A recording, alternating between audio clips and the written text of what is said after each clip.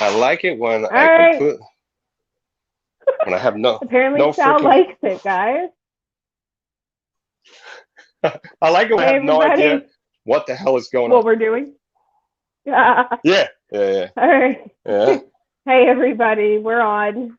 Sorry, we're a couple minutes behind. Mr. Busybody over here is doing yeah. another live and ran a little bit behind.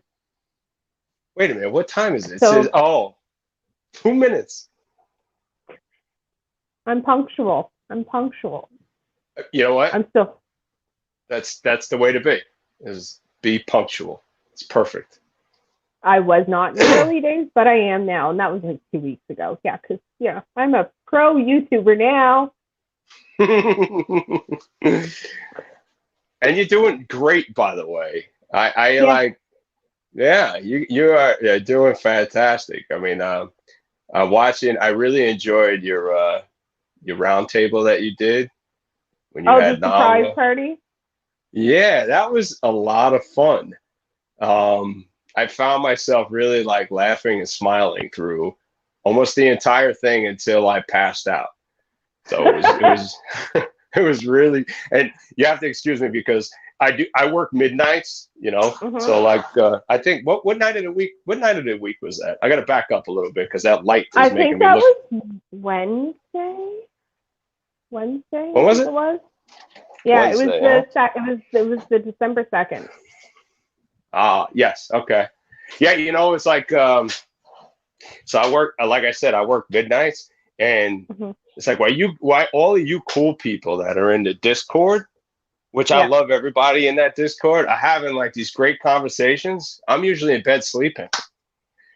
I'm in bed sleeping, and then when I get up, I catch up on my rat shed work, and I catch up Hmm. on snake work, and Yep. I catch up on family time, and then I have two teenage boys, so who needs to run to their friend's house, who needs their bike fixed, who needs their this done, and then before I know it, I hop on that Discord, and it's 50 messages behind, and I go, forget about it. I can't even catch up now. There's no way I could catch up. Oh my God, that Discord is insane. I love it. I was so glad I joined that one. Oh yeah, oh yeah, yeah, yeah. Myself included. I actually I've been a fan of Cusco's for a very very long time, and I wasn't even really aware of the whole Patreon Discord thing Hmm. until a mutual friend of all of ours, Shane, was like, "Oh yeah, man, there is some really great people there. It's a super awesome tight knit community." And I took his advice because it's always really good advice, and Hmm. I jumped on, and I got to just know more awesome people in Yeah. this community. Yeah, I was on I still am, but I was on Billy's Patreon first, and that's how I met Shane back in the day. And I say that because I was like July. But I mean, in this industry, like July is like 3 years ago. Yeah, I know, right? It's like it flies by so quickly. It flies Yeah. by so fast. Like Uh, we just started with ball pythons, like getting into it in April. oh And it wow. feels like we've been doing it forever. Yeah, so that means you're really enjoying Yeah. it. So when I Right. claim I know nothing, I really know nothing. uh, I I mean, don't. I I know have no nothing too. right. I have no right to be on YouTube. Why am I on here? If you guys wonder why I have no right to be on YouTube and why I am on here, no, that guy, his fault. Who's his? Is He, that your husband over there? that's no, no, no. I'm pointing at you. Oh, oh, my fault? Uh huh. How is that? Because you're the one who told me to do it on YouTube. Oh, yes, yeah, yeah. We did have that kind. I and I'm happy that you did. I heard that from a couple of close friends, and that's really cool that you're doing it, and cool that you uh I don't know, I don't know. Credit me with the advice, but it really wasn't advice. It was just when I what? What does it say? You jerks out. Yeah, I know. Look at what I did. Look what I did. Now they have to listen to these live streams. Listen, Chino. He put planted the seed in my head. Who's the one who said, "All right, yep, you need to go to YouTube. Here's my phone number. Call me. I'll walk you through which camera to get. Da da da da da da. Here's how you do it. There's a streaming service. Da da da." So it's also your fault. So if anybody doesn't like these, you can message Gomez Python. Check some of his YouTube videos. He left his phone number in the video. Somebody told me, I believe it was my friend Brian who's in here, and forgive me if I look down in a way, because like we talked about before this, I have my laptop here because I can't see the comments. But what was I going to say? Oh, yeah. So my friend Brian that's in here, I think it was Brian. I'm not sure. We have so many conversations. He's like, well, I guess it's cool if you don't get some weird stalker, and like calling you up. And I did get a call. One day. I'm gonna tell you, I got a call one day off of leaving my phone number on a YouTube video, and it was one of the coolest things that's happened to me so far.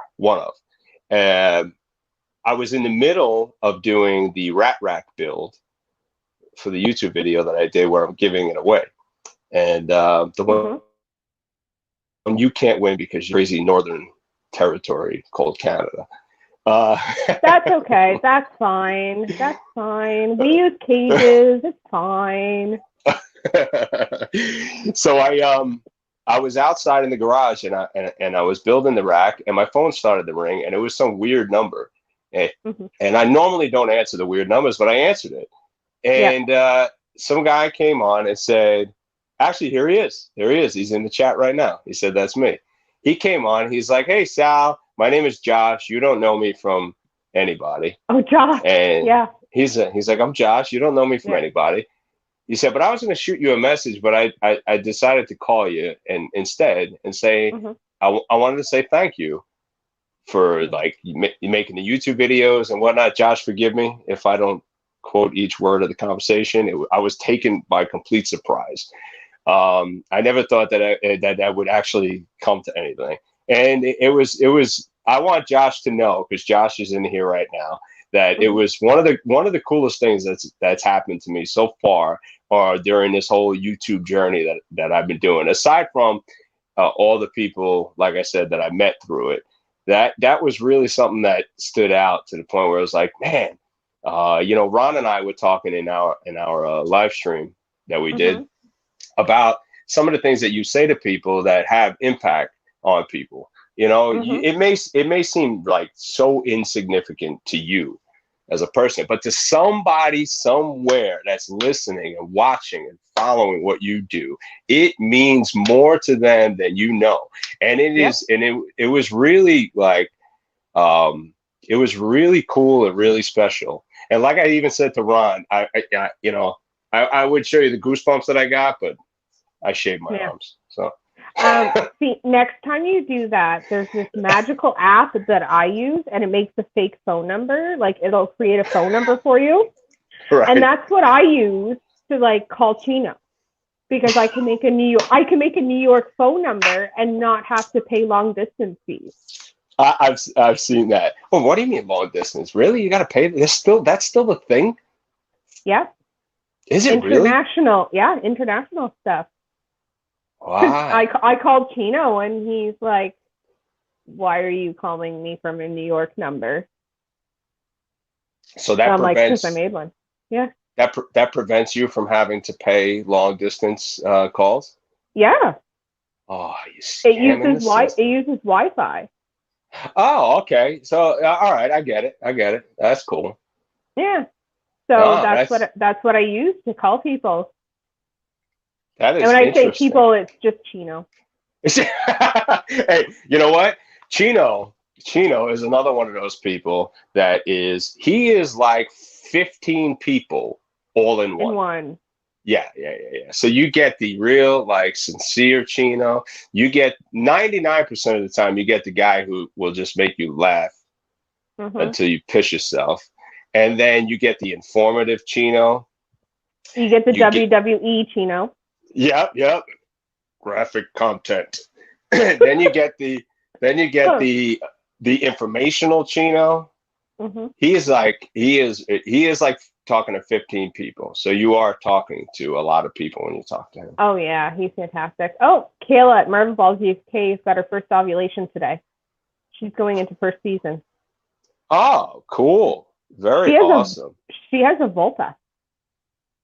Just oh, that's that giant Giant one. yeah, right, right, right. That's that giant ball python.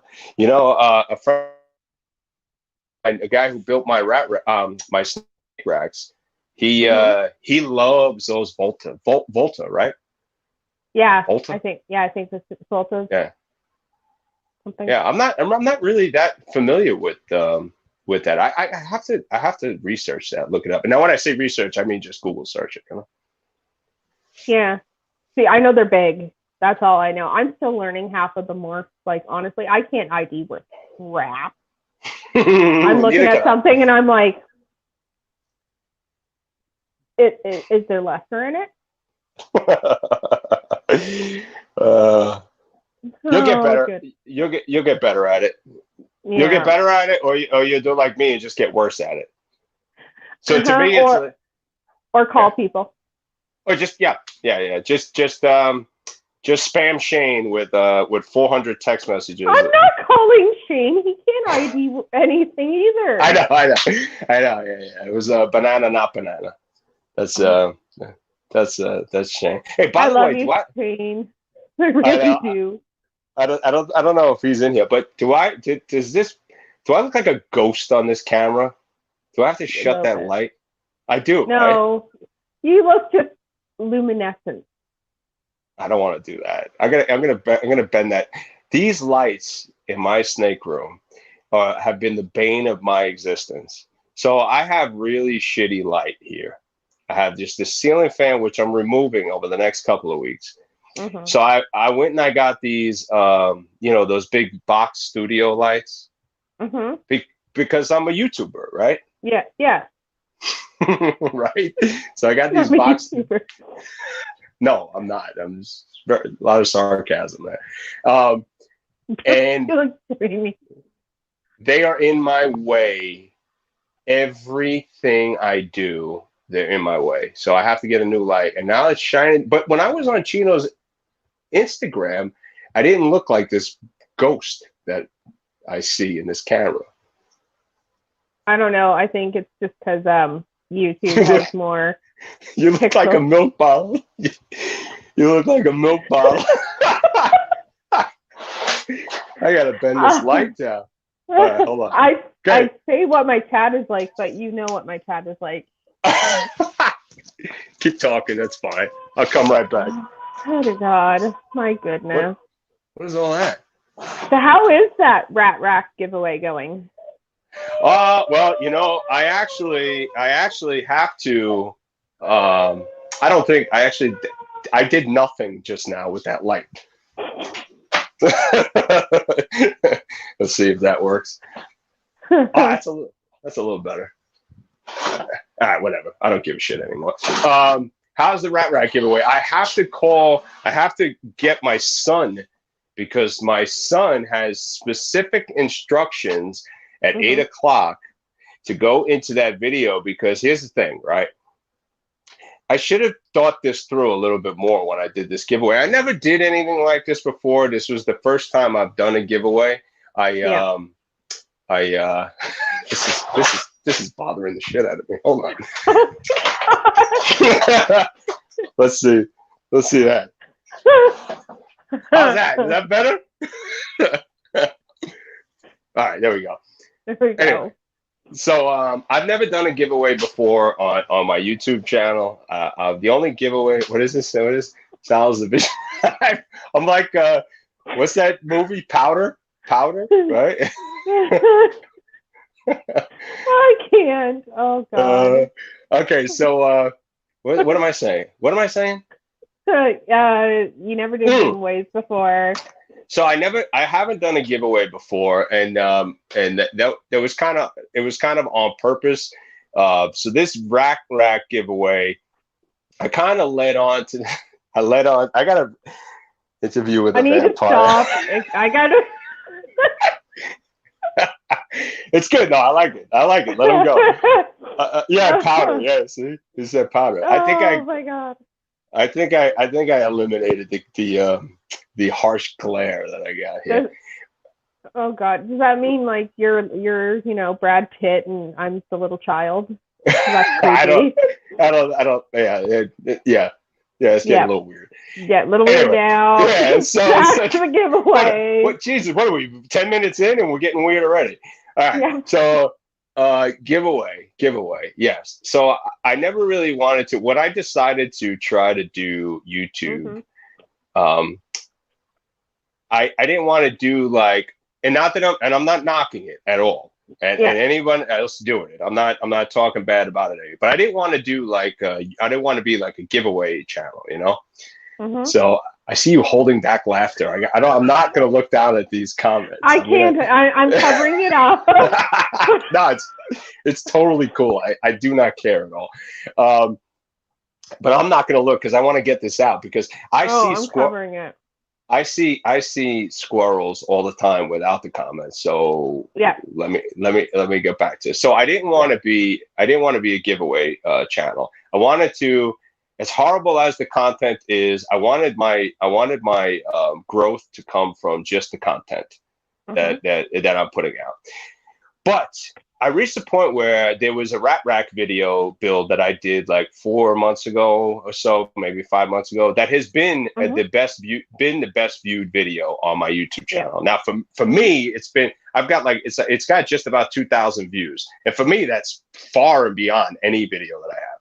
Oh God, I've watched it a few times. Oh, cool! So that's great. You're helping me out.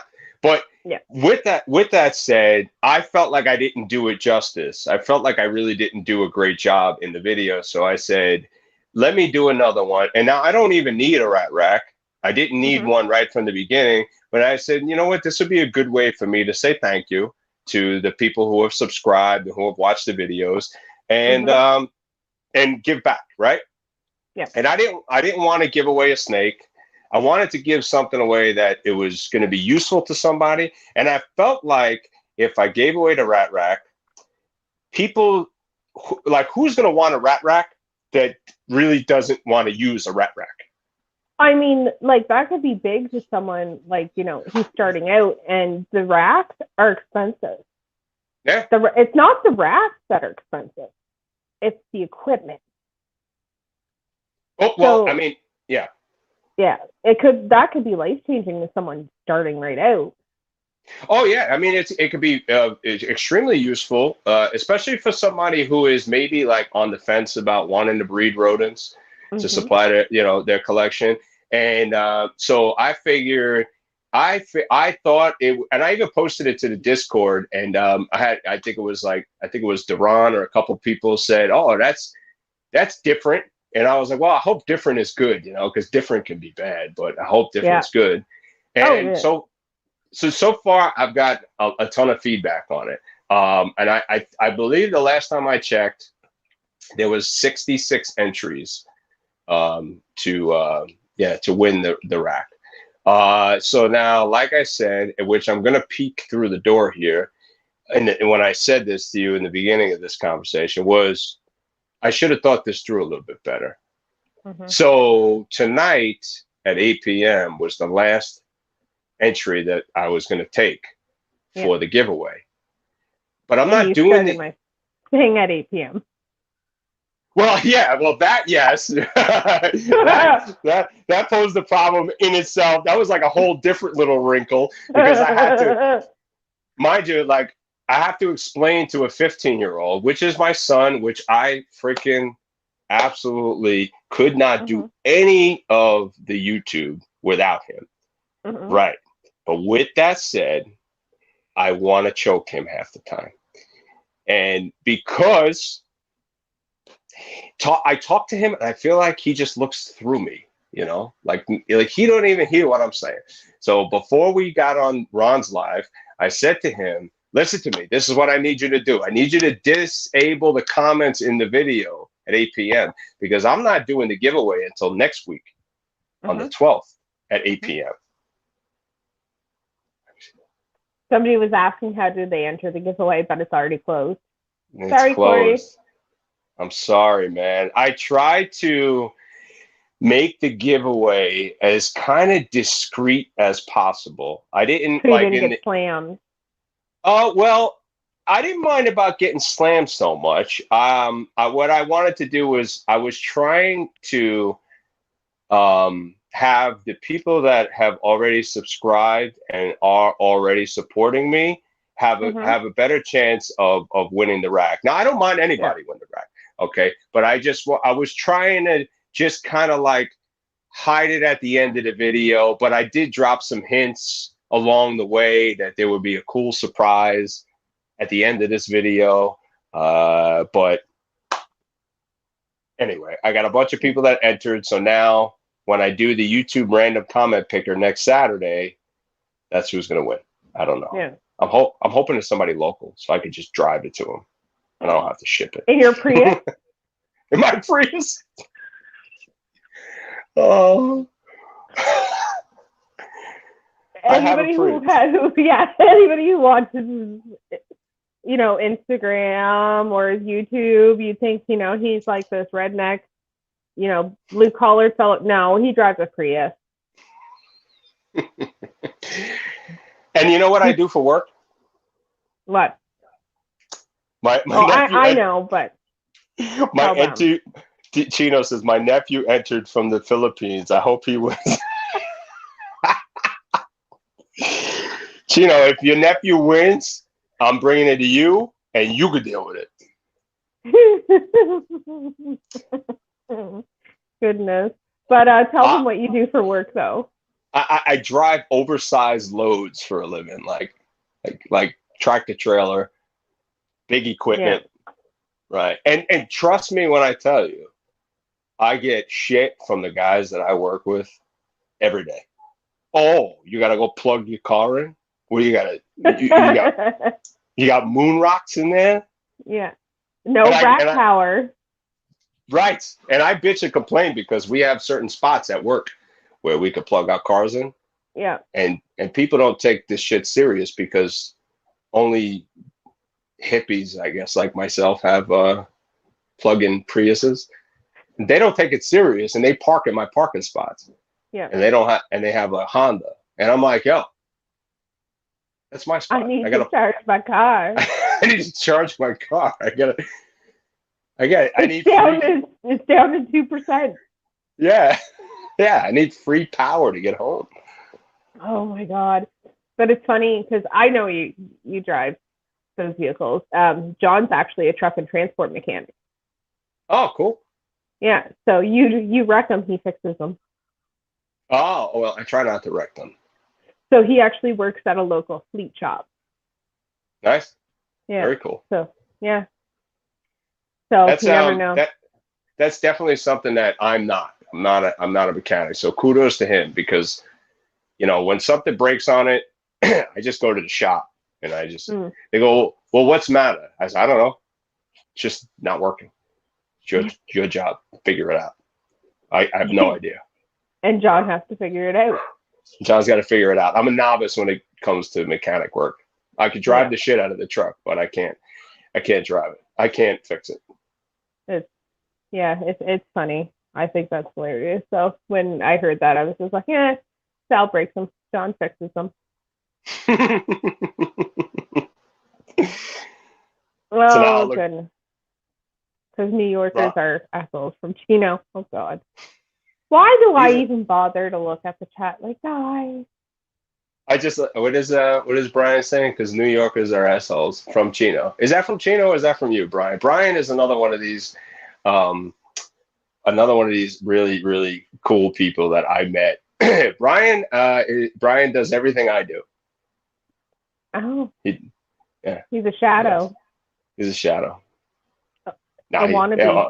I'm just messing with Brian. Brian is one of my favorite friends that I've made in this whole social media ball python breeding thing. Which, by the way, I mean, I don't know.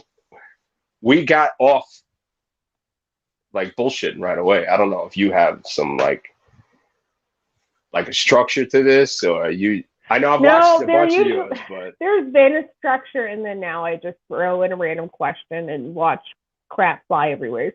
That's my structure now. We have no structure. I'm hoping once we do roundtables, which, if anybody doesn't know, the first roundtable is actually going to be December 19th at 9 p.m. EST. And it's Canadian themed. So we're going to have Chris from the Reptile Ward. We've got Will Morose from Royal Canadian Regis. And we have June from Ballistic Python. And then me. You know what? You are like really bringing together some awesome people. And that is, I mean, you should, yeah, I mean, you should really like pat yourself on the back for that.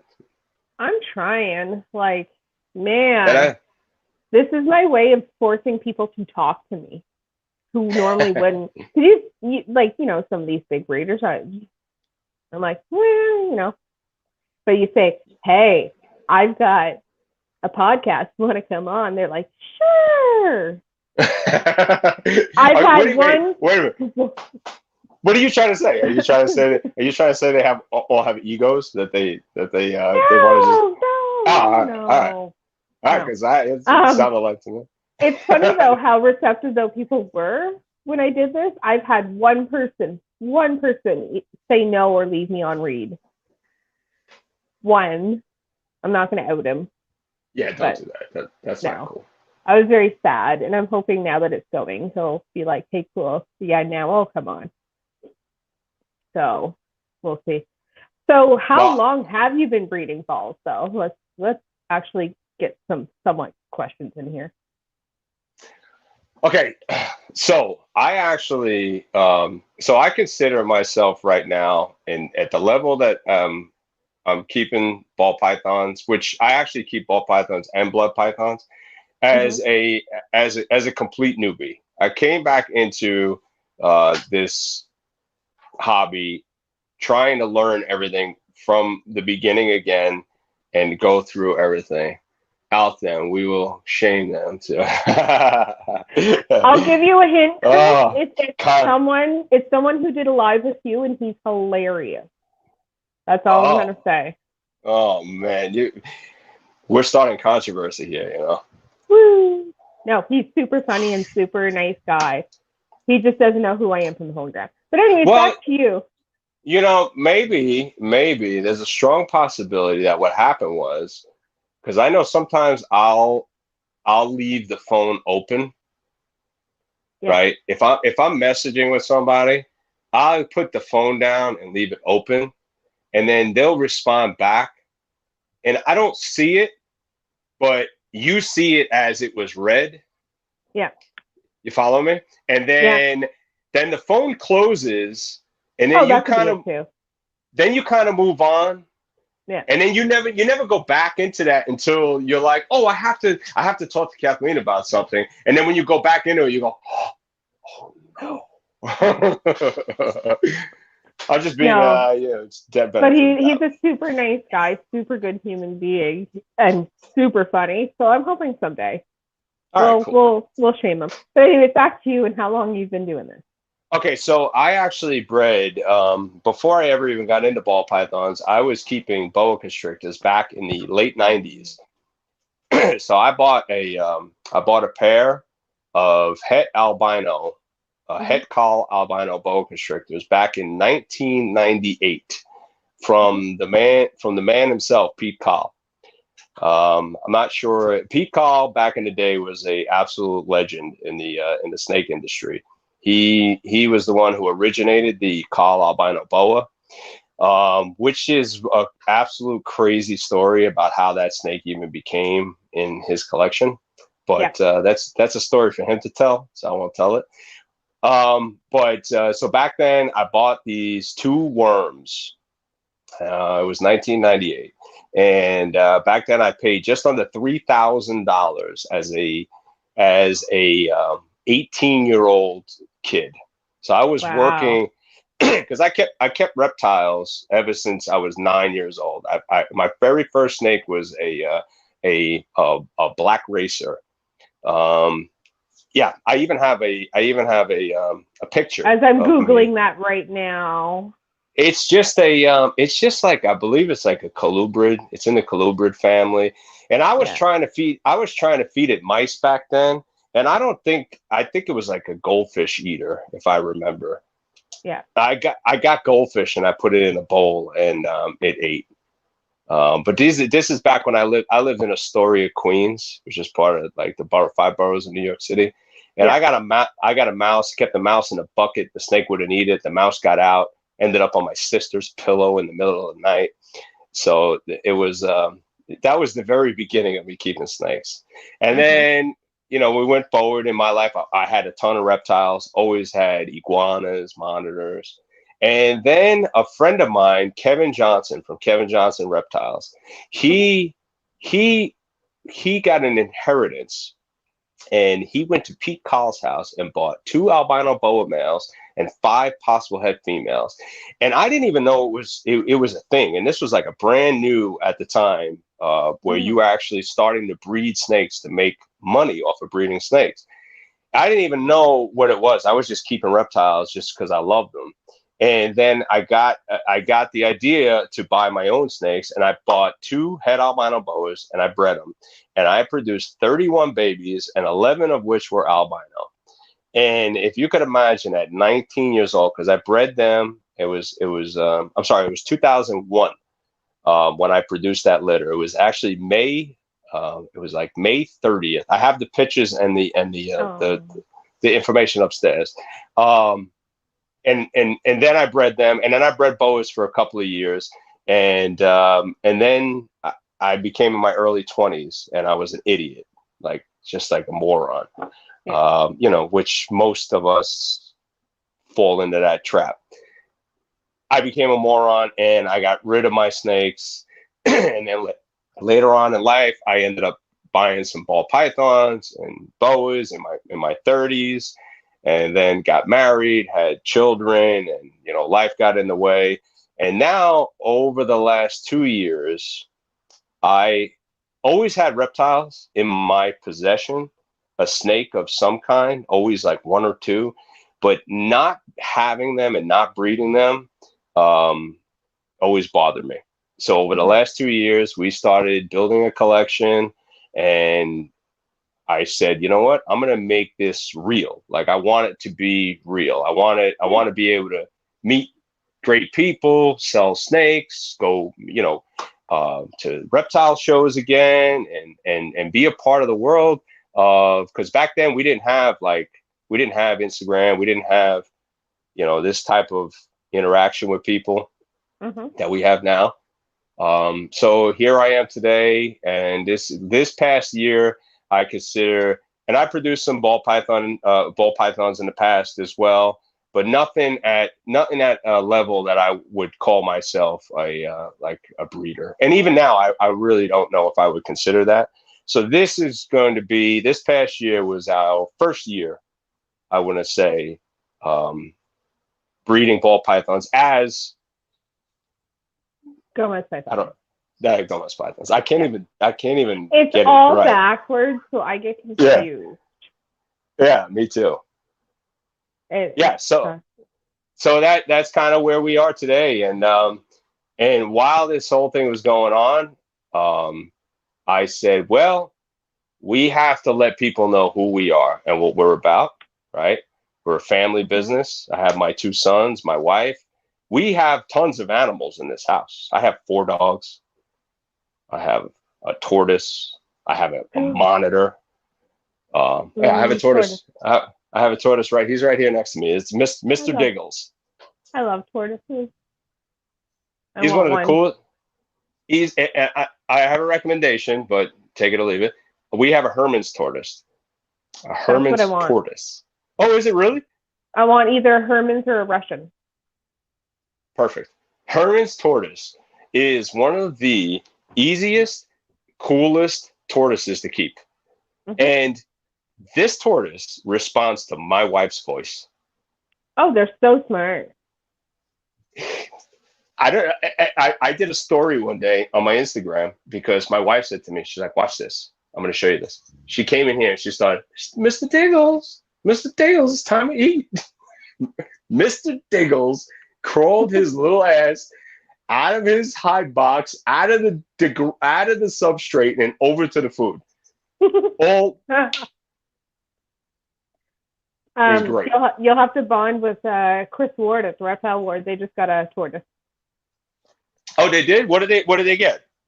Oh my God, I can't remember, and he's ordering lunch, dinner, so I'll remember to ask him when he comes back on. But they named it Pepita. Pepita? Yeah, like Pepita. It's adorable, and it was eating watermelon the other day, and it was just so cute. Yeah. I love it. I love. Do you follow red line pythons? No. I think his name's. I'm pretty sure his name is Mike. Mike from Red Line Pythons. I'll have to go. Chris got a yellowfoot. Oh yeah, yellowfoot. Oh, cool. We were going to get a redfoot, and I don't live in an environment where I could keep him outside for a long time, and they get too big to keep in the house. Herman's tortoises are very small. I mean, 6 to 8 inches at adult. So we went with Herman's, and I'm happy we did actually. But I love yellowfoots, redfoots. I mean, you probably watch Cam Kennan, right? Yeah. Yeah, when he throws when he throws the tortoise food out and they all come running. Yeah. I also love I just love that whole family. Like even we have Mississippi map turtles.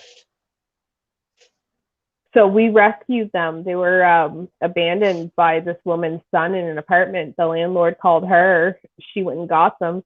She called a cat rescue, who called us because we were local and said, can you go get them? And we're like, sure. We went and got them. 15 years old. They were in a little tiny tank with about that much water. We had to teach turtles how to swim. Turtles. What a shame. What a shame. They're doing great. They're doing great now. They're in 100 and some odd gallons of water, and they never knew life could be that good. Yeah, they know how to swim. Now we offer them. We like to offer them live foods versus pellets. We still do pellets a bit, so we'll go buy the white cloud minnows, and we'll just dump them into the tank. Cool. And to watch them hunt and stuff. It's so much fun. When I have it all prettied and set up, because we just moved to kind of revamp everything. I want to do a time lapse of them hunting minnows. Yeah, I think that would be really cool. Yeah. Yeah. That's something I haven't quite figured out how to do on a YouTube channel. You know what's funny? I just looked down at the laptop and I watched you go like this, and then I looked down at the laptop and I watched you do it again. Yeah, because of the delay. Yeah, but why is the video delayed, but the chat is on point? The chat technically is delayed. Oh, so we see it all delayed. Yeah. Chino, you're fired. Yeah, Sundays with Shaq. That's what I was going to say to you before about Red Line Pythons. Yeah. Follow him on Instagram, and tomorrow he will post a video of Sundays with Shaq. It is a Galapagos Island tortoise. I'm pretty sure that's what it is. And his name is Shaq, and it's the coolest friggin' thing on the planet. He feeds it whole watermelons. He feeds it anything under the sun, and this thing just shoves his giant face out of his giant shell and eats everything that he puts in front of him. It's the coolest thing ever. I'm just typing it in now so I don't forget. Perfect. Yeah, type it in so you can follow. Yeah. All right. I had to open the door and ask my wine if she could fill me up with more wife. My wife, if she can grab me more wine. I am not drinking tonight. I am too poor. I swear at this rate, with the amount of lives I do, I need to start getting a drink sponsor. There we go. You pay for my drinks. I will put your logo on my cup. Look how cool that is. Just kidding. I said, oh no, I'm at the bottom of the bottle. Oh no. And here comes the all four dogs. I saw your live that you did with Zach Nava, and I wish I would have joined in on the whole Ultramel. Oh my God, that was one of my favorite. And don't take any offense, anybody in the chat I've done live, of course not. But that was one of my favorite ones. Yeah, I'm telling you, when I was watching that, right, I was like, I'm gonna cancel on Kathleen. I can't follow that. I said I have to cancel. I was gonna cancel. I'm just kidding. I was never gonna cancel. But I was just like, I was thinking to myself as I'm watching. I'm like, God damn, these guys are killing it. How am I gonna fill Zach Nava's shoes? And Zach, yeah. It was funny though because I never spoke to John Feely until that day, and he had liked something or like my story and said, "Yay, can't wait to watch." And I'm like, "I can do you one better. Do you want to pop in and surprise us?" And he's like, "No, I don't want to take away from the spotlight, but since you asked." You got it. That was great. So, as a matter of fact, because you did that, right? Yeah. I went ahead and I was highly buzzed at the end of that Ultramel game. Buzzed. I wouldn't have been able to finish. I'm not a big drinker, and I was actually going to choose whiskey for tonight. But then you started to say about the candy, Gene, because I was joking about that. Yeah, I know, but you never know because I'm down to do whatever, whenever. Yeah. So if somebody brought it up, I would have to do it, you know. And I said, well, I better just stick to red wine. But here's the thing, though. When we were playing, I was drinking Canadian beer. Oh, why? So what does it do? Canadian beer is way stronger than American beer, like alcohol content wise. Yeah. Yeah. The only time I've ever had Canadian beer was at Epcot Center in Disney World. So I don't. It's not the same, right? No. The stuff you go to the liquor store and you pick it up, because here we have liquor stores. You know, it's strong stuff, like it's just our average beer. Oh, because we sell American beer too, and I'm drinking it, and I'm like, it tastes like water. Oh, really? Is that what is it, like 9% alcohol per beer? I don't know, but it's up there. Well, I'm more of a wine girl. I like my Moscato. I like my Moscato. I do the mom thing, but I'm not doing the Ultramel game with Moscato or Moscato. No. Oh, too pricey. No. Yeah, no, it's not too pricey. I can buy a bottle for $15.99, but you know. I don't drink those, so I don't know. I was just kind of assuming. 9. Oh, yeah. Chino said ours is 9% versus your guys is 6%. Oh, okay. See, there's the informative Chino. That's the one of 15. Yeah. All I can say is yeah. So, and my Deadpool cup can hold 2 beer. We found out.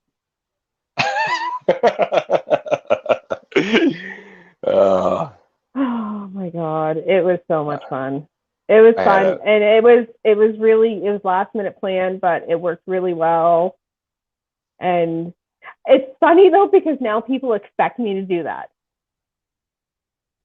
They're like, so, when you do my episode, or can I come on and do an episode and then you can surprise me? But here's I like Justin Kiabolka and Brian Barczyk, and I'm like, just those normal, just those regular. Yeah, and I'm like, guys, right? 1, I've never met you in my life. 2, yeah, because I can pull Brian Barczyk out of my butt. 3, I cannot pull Justin Kiabolka out of my butt. So it's kind of funny. And I'm like, no, that was like a one thing deal. I tried to do it with Chris Ward. The night I had him on, he was launching his YouTube channel the next day. So I had Brian Cusco was going to come on and surprise him and say, congrats on the YouTube channel. And so was Billy. And they both got busy.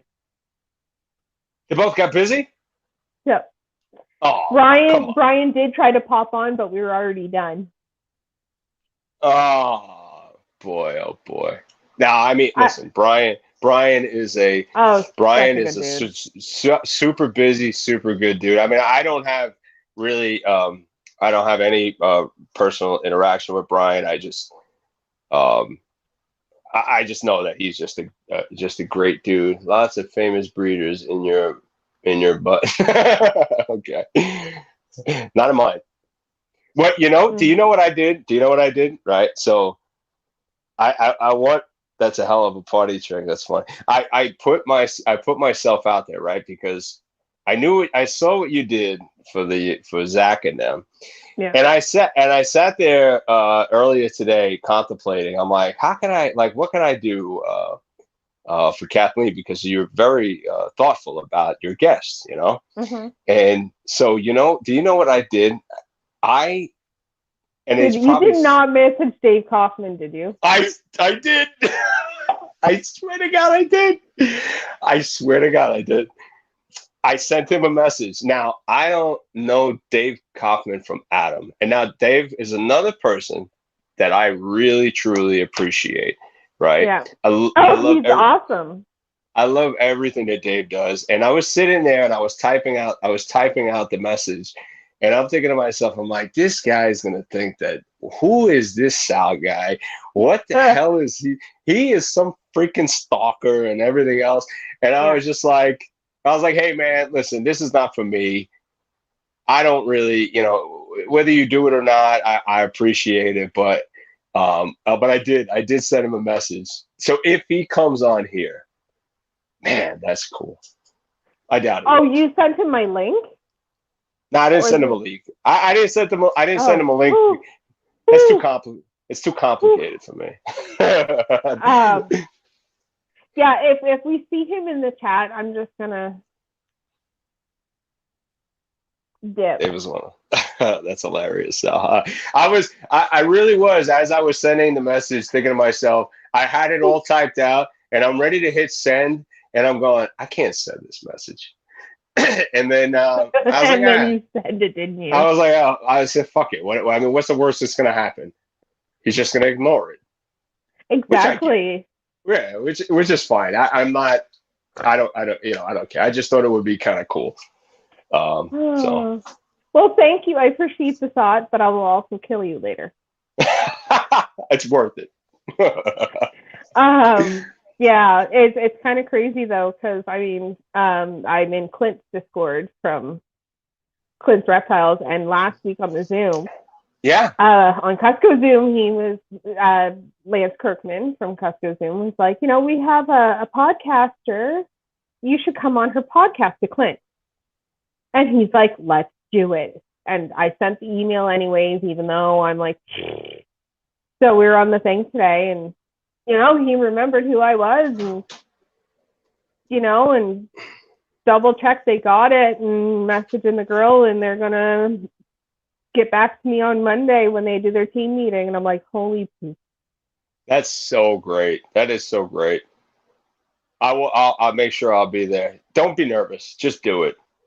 Oh no, I've had a few conversations with Clint. I'm good now. All right, sweet. We're good. It'd be like Dave Kaufman, I would die. You see what's going on in the chat right now, right? I had to make sure I went down there and I typed in a little bit. I'm going to tell you guys don't do it, and I'm going to tell you guys now as well, don't message Brian because he has his phone number, and get him to do it, because I will. Brian will do it just to annoy me. So I don't. So like, to me, I always think like I'm just nobody. I'm just another dude, right? And I thought to myself, I was like, maybe I could message Brian. Like, I'll message him through the Discord. And but then I was like, I can't bother him. So then I said, you know what, fuck it, I'm just gonna message Dave. Just message Dave. I'll just get it over with. Or she said, no. You're gonna have an army of people bombard you. And even if it's not in this live stream podcast, what are you calling it? You're calling it a podcast? I'm calling it a podcast, and we have different episodes for different things. Cool. That's good, because I love podcasts. I've been listening to, oh man, like as far as reptile podcasts go, bullshit podcasts. I hope you went back and listened to all of those. Have you? Yeah. No. Oh, you did? Yeah, one or two, like not crazy. Oh, you gotta listen to them all. Well, It's 90% Shaw Bradley talking, because he just talked. They're great. But I've been listening to Joe Rogan probably for, I don't know, 5-6 years. I have to name this beast. I actually have one idea for the name. So I was going to call it like Melusine and the Royalty, like instead of royalty, like one word, make it 2 words and it be TEA, still the T. But then that sounds dumb. So then I thought maybe not. I don't know. Maybe I'll have a contest. The prize is you get to name my podcast. That's a great idea. I'm poor. I bought too many snakes the first season, yo. How many snakes do you have now? I think with what's in the house and what's coming, 24. That's a good amount. It's not crazy. All ball pythons? Mm-hmm. Awesome. I mean, we have 5 beardies. I was going to breed them, but what happened last year was I got pregnant. And then the baby was due February 26th. I had her the 27th, so I didn't want to breed them and then have to deal with, like, what if I go into labor and I'm dealing with, a beardie that's about to have eggs, because they can get egg bound super easy. Yep. So we didn't bother. And then a week later, COVID happened. And I don't know if you know much about beardies, but they can have a lot of babies. Yeah, I had a group of beardies, and I bred them myself for a little while too. So yes, I know they do have quite a bit. Yeah, I mean, one can have like up to 150 eggs, no problem. 5 clutches, 13 to 30 eggs. Oh, okay, all right, yeah, okay. Not in one go, but I got you. Multiple. Yeah, I got you. You're right. So I'm like, do I want to get stuck with hundreds of babies? Because we didn't know what COVID was going to do, so we didn't bother. I should have. Right. But so yeah, we use this to kind of like recheck our values, and so we decided to get into the Cuban false chameleons. I spent a year looking for them. I found a pair, first captive bred pair in Canada. So getting them going, they'll just go when they go. And then we decided we're not going to do the beardies anymore. They're going to be pets, and we're going to focus on the ball pythons right now. Cool. Very cool. Hoping to get into some other snake species though. So like? Well, I was talking today on that same chat with Clint for his Discord. I want to do bull snakes. Oh, I love bull snakes. Yeah, you know who could turn me on to bull snakes was Snake Discovery for me. Discovery Snake, Snake Discovery, yes. I mean, Emily I've always been aware of them, but never. You know, that's the cool thing about YouTube too, is that like I find that about even ball pythons and the genetics that you work with, right? Mm-hmm. So you could work with the most simple snakes and the most simple genetics. But mm-hmm. if you put yourself out there and you get other people to be as excited as you are about what you're keeping and what you're doing, you create a demand for the animals that you love to work with, mm-hmm. right? And that was kind of what Emily did for me with bull snakes. It was like I was starting to go down a huge rabbit hole myself. Like, oh, I need to get some of these myself. Mm-hmm. But yeah, that's really cool. Well, it's funny because I was asking Clint, like, what's my second species I should get into? Like, what would you suggest for me? Because he's a very, very smart man. And he's like, well, what are you looking for? I said, something a little more active than a ball python. Yep. And it got brought up, bull snakes. And I'm like, I love bull snakes. But John told me no. No, why? Why? Because they musk? Because they're, no, voracious eaters. Like, they're just boom. Oh, boom. Yeah. So he's just not comfortable. And so I'm literally got like the headset in. We're in the kitchen making supper and we're chatting with him. And Clint goes, let me talk to John. I want to know exactly why John, and Aurora will back me up on this because she was in it too. She's like, I want to know exactly why John won't let you have bull snakes. So we put John on, and I got permission to get bull snakes now. Oh, you do? Yep. That is great. Man, you really like, you had the guy help you get the guy. That's great. I said, next time, Clint, I want something, I'm going to call you and do that. So, and Clint's like, go now, go get them right now. Nice, you got the green light. Yeah, right. Don't wait. Right. We started looking at them, but it's going to be hard to find some in Canada, I think. So if anybody sees this and knows anybody in Canada who breeds them, like, hit me up. I may end up having to import some. And I don't want a crazy amount. I just want a 1-to-1 pair. That's all I want. Oh, all right. Yeah. No, you 1-to-1 pairs never work for snakes. You always end up with 2 to 4, 4 to 6. Start. Yeah, I got you. Well, if Dave Kaufman ever answers my message back, I'll send him over. He's not going to. He's not going to. I know. I'm pretty confident he won't. I have no fear. Yeah, and there's another one, spotted pythons. I'd really like to get into spotted pythons. Yeah, they're cool too. Yep, very small.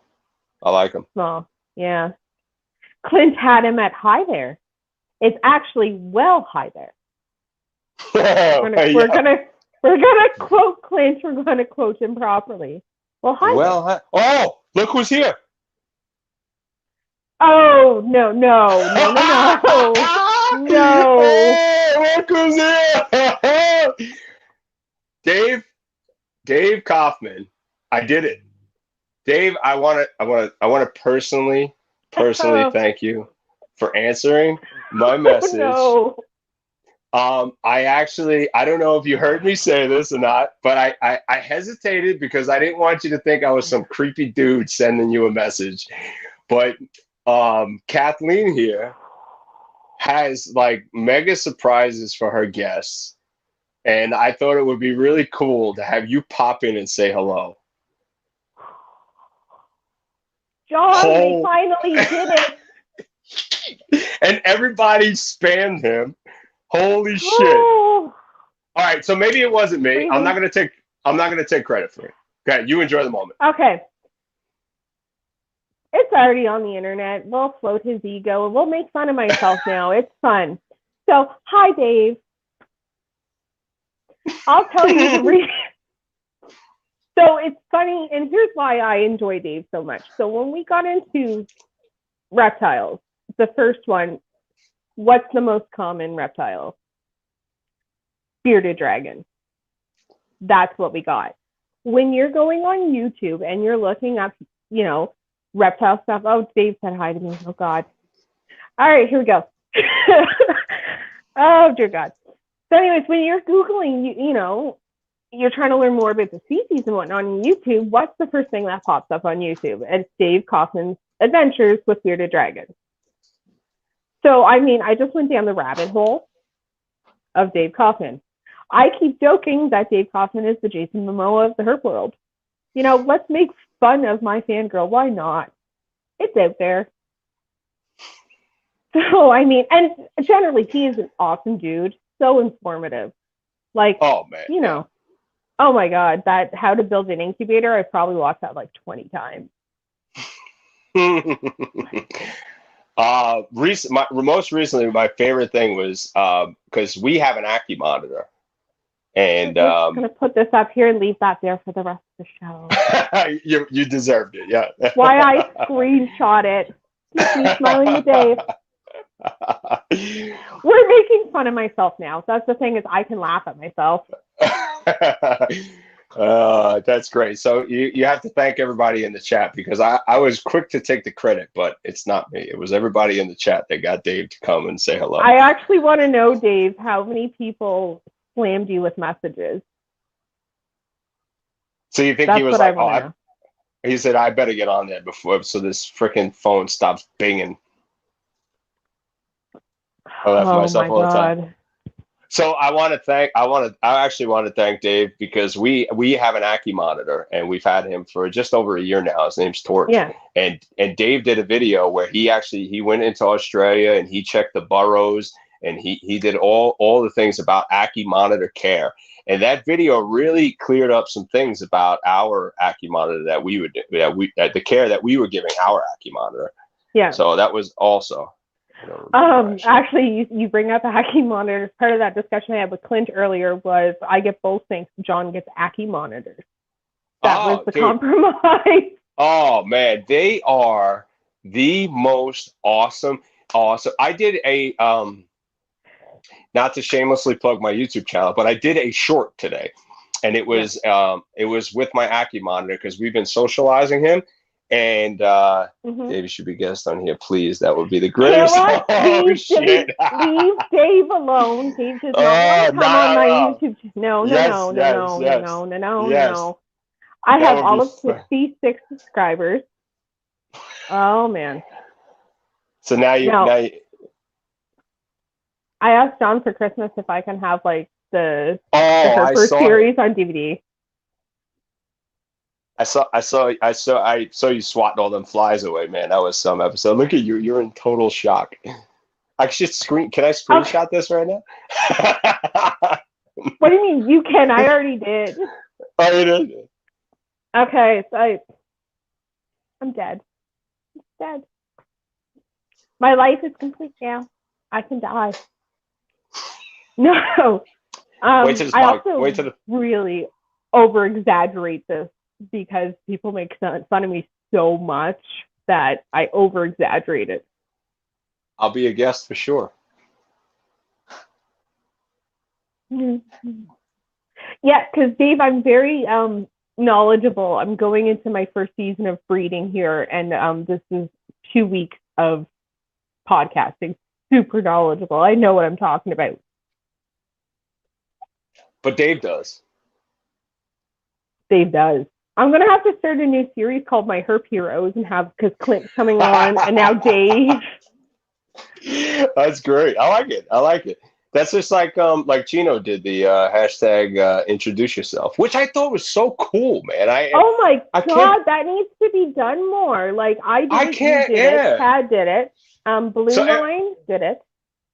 Oh no, Blue Line, Blue Shield. So I challenge, because I know Chino makes his videos all the time. So I want everybody here in this chat, go over to DMJ Reptiles Instagram, follow him, send him a message, and do a hashtag introduce yourself, because it's really 30 seconds.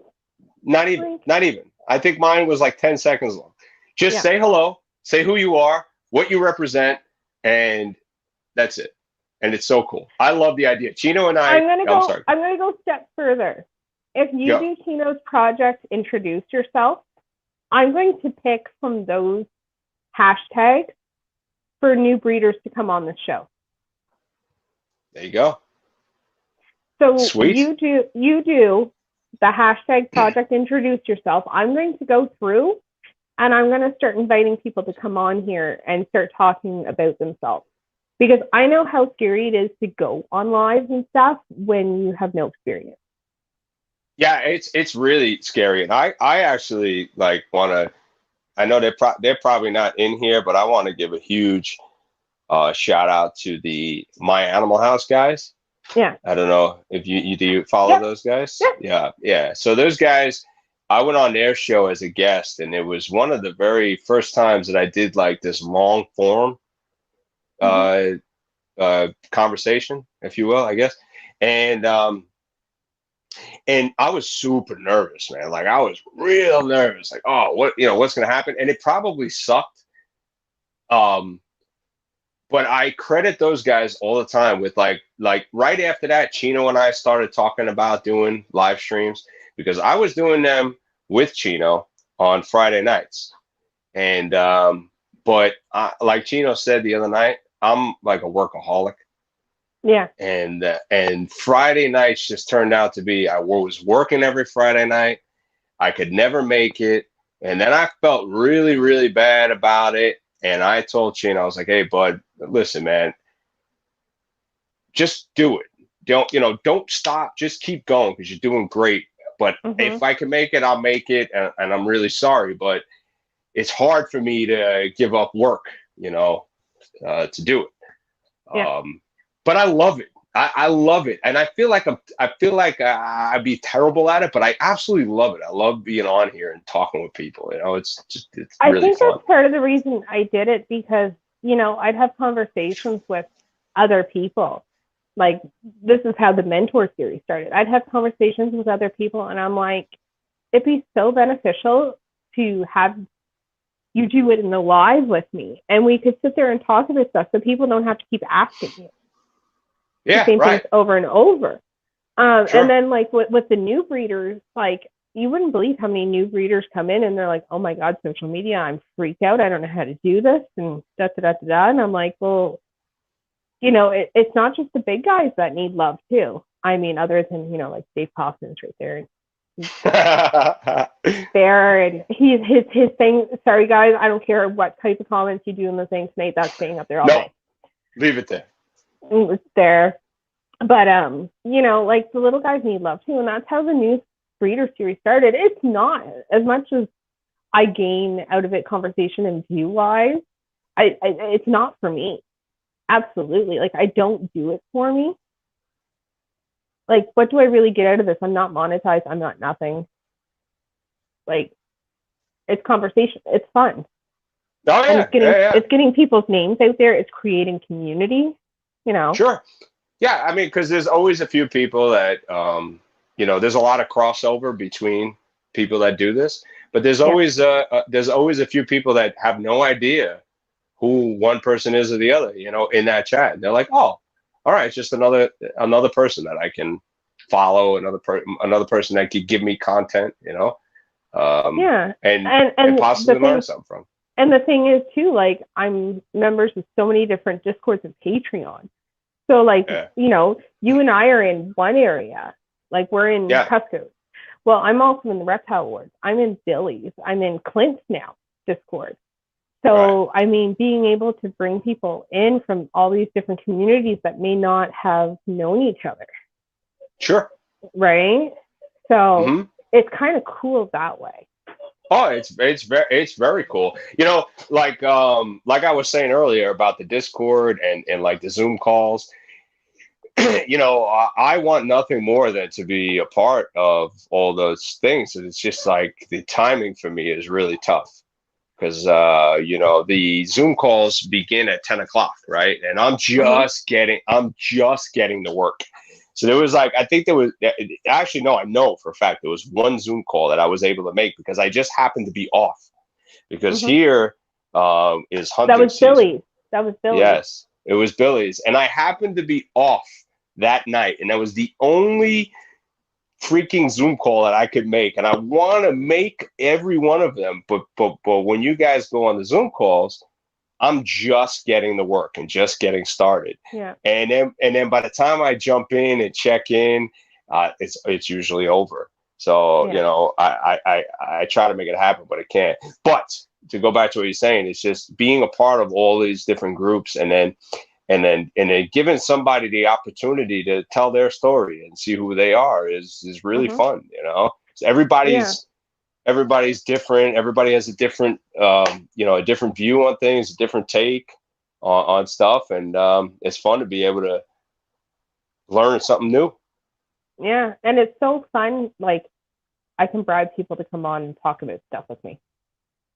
I know. I liked what you said when you were talking to Chris from the Reptile Award, and you said you kept telling him you forced your friendship upon him. And I thought it was pretty funny. Yeah. I really did. I forced my friendship upon him. Him and I go at each other a lot. I keep kind of likening it to a brother and sister relationship. We roast the crap out of each other. Yeah, that's cool. But I have the same thing pretty much with Brian now. It's like whenever Brian and I talk, it's like wham. Yep.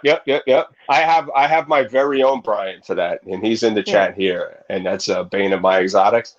And Bane of My Exotics is man, he's just he's such a fun dude. I like busting his chops. We text back and forth and bust each other's balls all day. Not all day, but when we do, it's fun. But it was so funny though, because when I joined his Discord, I had not watched too many videos. I only watched a couple. But my significant other John, he has watched tons of Brian stuff for years. So like he's going like, oh, Brian's such a chill and mellow dude. He's so cool and nice. And I'm like, who are you talking about, Willis?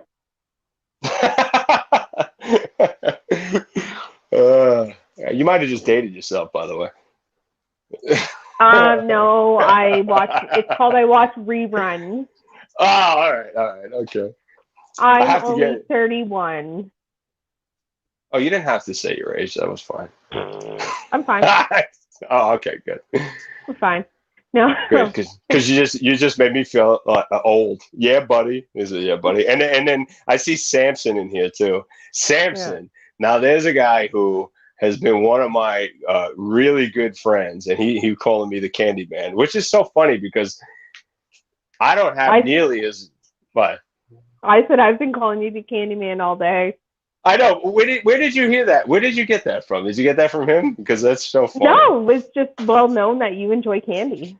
Oh, like okay. The morph guy. He's not like the Candy Man with like he's not like tinted windows in his Prius offering candy to little children. Well, I don't know if BBM is still here, but Ron has said, and I actually hashtag it in almost every single one of my Instagram posts. Yeah. Stranger with candy, because Ron and I were talking about it. He made a joke about that. That he's the only only stranger I would take candy from. And I'm like, I'm waiting for the FBI to show up at my door because of that hashtag, stranger with candy, all the time. No, they know it's people with vans, not Priuses. Yeah. Oh man! Do you know that? So I hated Priuses for the longest time. I hated them. I'm like, I'm never driving that car. But we have here on Long Island, where I live, Long Island. We have the expressway has what's called the HOV lane, which is the high occupancy vehicle lane. So if you have two passengers or more in your vehicle, you can ride this one lane through traffic. Okay. But if you put like sex dolls or something in your car? So people were doing that, and they were actually getting caught for doing that. And the people that were doing that were they were saying how the ticket was well worth it because of all the time that they got to get by traffic. For the one time they got a ticket, it was worth it to them. Were you those people? No, I never had a sex doll in my car. So what I did was I bought a Prius because the Prius allows you to be in that lane without a passenger. Right. Wow. Well, dropping truth and knowledge about non-reptile things. And I know Dave's long gone by now. All right, so we can get back to reptile stuff. That's cool. Yeah. I don't have to think. Oh my God, that was not many people can surprise me. That was good. That's just gonna stay up there all the rest of the night. Wait till he's still listening. Here, damn it. He said no, I'm still here listening. Wait until he's here. You know what I'm gonna do while you gloat, right? I'm gonna ask. Not gloating, blushing 50 Shades of Red. But yeah, no, okay, bull snakes. I want to get into bull snakes. I really do. I need to learn. I've got to look up some more information on them and stuff, like their genes and morphs and if they even have them, but they seem really cool. There is some morphs. I don't know. I don't know. Billy has drilled those. I have sex dolls. Oh God. Guys, don't embarrass me. Dave Kaufman's in here. I'll delete this. Hey now, caught. Candy stuff. I'd love to hear more about your candy stuff. Let me know. I'm buying into the right projects. LOL. But I do have to get going soon. Well, Dave, I know you're a busy guy, man, but we both actually, because I'm actually a little starstruck myself that he's even in here chatting with us. But I'm trying to be cool about it, but we appreciate it, Dave. No, I do appreciate it. And I absolutely, like, joking aside, I make fun of my obsession over Dave Kaufman. I really over-exaggerate it. I would be able to somewhat hold a conversation with you. So, I mean, if you do want to come on and teach me some stuff, because I know nothing. I really don't know a thing. I mean, you're more than welcome to. I'm not going to beg. I'm really not going to. But I will float your ego a little bit. Not going to lie. Not going to lie at all. You can come on and teach me about bull snakes. That would be good. Yeah. Yeah, that would be great. Because I know Dave, well, from watching his videos, has a lot of bull snakes too. I don't know anything either. It's such a great way to be, because like I always say too, I think that everything in here happens just complete by accident. Yeah. All I do is I feed my rats a good food. I take very good care of them. I feed them to my snakes that I take good care of, and then they repay the favor by somehow, some way, by accident, laying some eggs. And then I get some cool babies out of it. Yeah. I know you have a ton of bulls. I watch your channel. And follow you on Instagram.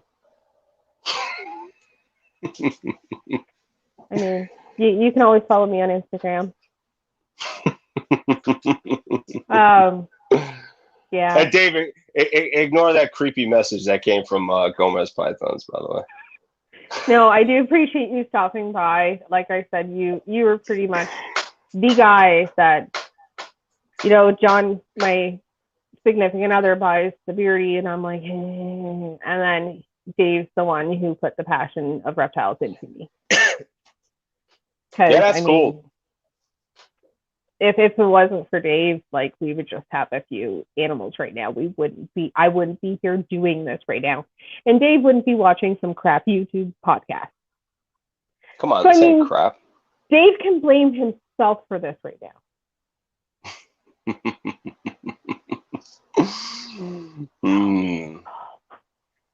Get a bull from Dave. That's my buddy Eric Wagner in there too. I wish. So listen, I'm in Canada, guys, and I'm poor, so I can't afford import fees. Or I would totally buy a bull from Dave and be like, can you autograph it? No, just kidding. I wouldn't do that. They shed. Why would I do that? I blame myself for everything. Oh God. So any good pairings coming up this year, Sal? Oh, actually, yes. So I have a very cool pairing that I really hope takes, but I have the female is a pastel lesser, double het candy clown. Nice. And she is being bred to an Enchi triple het candy clown pied. Oh, that's gonna be nice. So I'm hoping beyond hope to produce a Enchi candy clown. Pastel, I know, is one of those hated genes, but it happens to work really well with the candy gene. Yeah. Yeah. So if I would love to have pastel in the mix as well. All the genes that are in that pairing is something that I really hope that I could prove out. But my male is a little... Bye, Dave. Thanks for coming. I'll message you on Instagram. Gotta run, guys. It's fun. Bye, Dave. Take care, man. I can be cool. All right. Back to that. Sorry. Okay. Have your 5 seconds. Take a deep breath. I'm gonna ask if somebody could run and get me the bottle of whiskey now because I'm at the bottom of this cup. Oh my goodness. That was amazing. That was great. Hey, honey. Yeah. Can you get the whiskey if there's no wine? Yeah, this one is the red wine. Okay. Cool. Dying. Okay. No, that is an epic pairing. Like, Jesus. Well, the only thing is, so the female's old enough. She's got plenty of size on her. She's a 2018. She's sitting at like 1,700 grams. Last time I weighed her, and she's been cool seeking. But my male is only about 6 months old. So yeah, he's really young. So I tried to toss him in to get him to breed, but he's not showing any interest. Shout out to Mrs. Gomez Python. Next. Find the alcohol. She said, Kathleen said, shout out to Mrs. Gomez Python for finding alcohol. Always finding alcohol. So now that my wife walked in the room real quick, I could say that one of the coolest things about having all these snakes and spending all this money on snakes, one of the most important things is to have a significant other that supports your nonsense. Yeah. You know, and my wife is that person. So that's kind of how what happened with us was John got into it, and then I took over. So you said it. So sinister. Yeah. So like I'm the one that like he has his few projects, right? But I'm the one that's really like into the breeding. You know, like he knows what he wants, so I'm the one that tells him how he needs to do to get what he wants because I'm the genetic girl. But like John just wants to get his hands on the animals. And, I mean, I do too, but like for him, it's not necessarily about the breeding and making the stuff. It's more of the interaction with the animals. Meanwhile, I'm like, okay, I like interacting with animals. It's great. I do it anyways, but I like the breeding. Like I like the genetics. Yeah, I agree. I'm kind of like, I'm probably torn 50-50 there. You know, where it's like, you know, I have a room full of ball pythons here, but some of my favorite snakes are my blood pythons. And those are the ones that I really, really love to interact with more. But the ball pythons I like because it's like art, you know. You're just gonna create something that you don't have. And it's just cool. Yeah, like I can show you. One of my pairings this year is Mojave Asphalt to Ivory. We've already paired them. We've seen them close to locking, so we're not sure if they locked or not. But you know,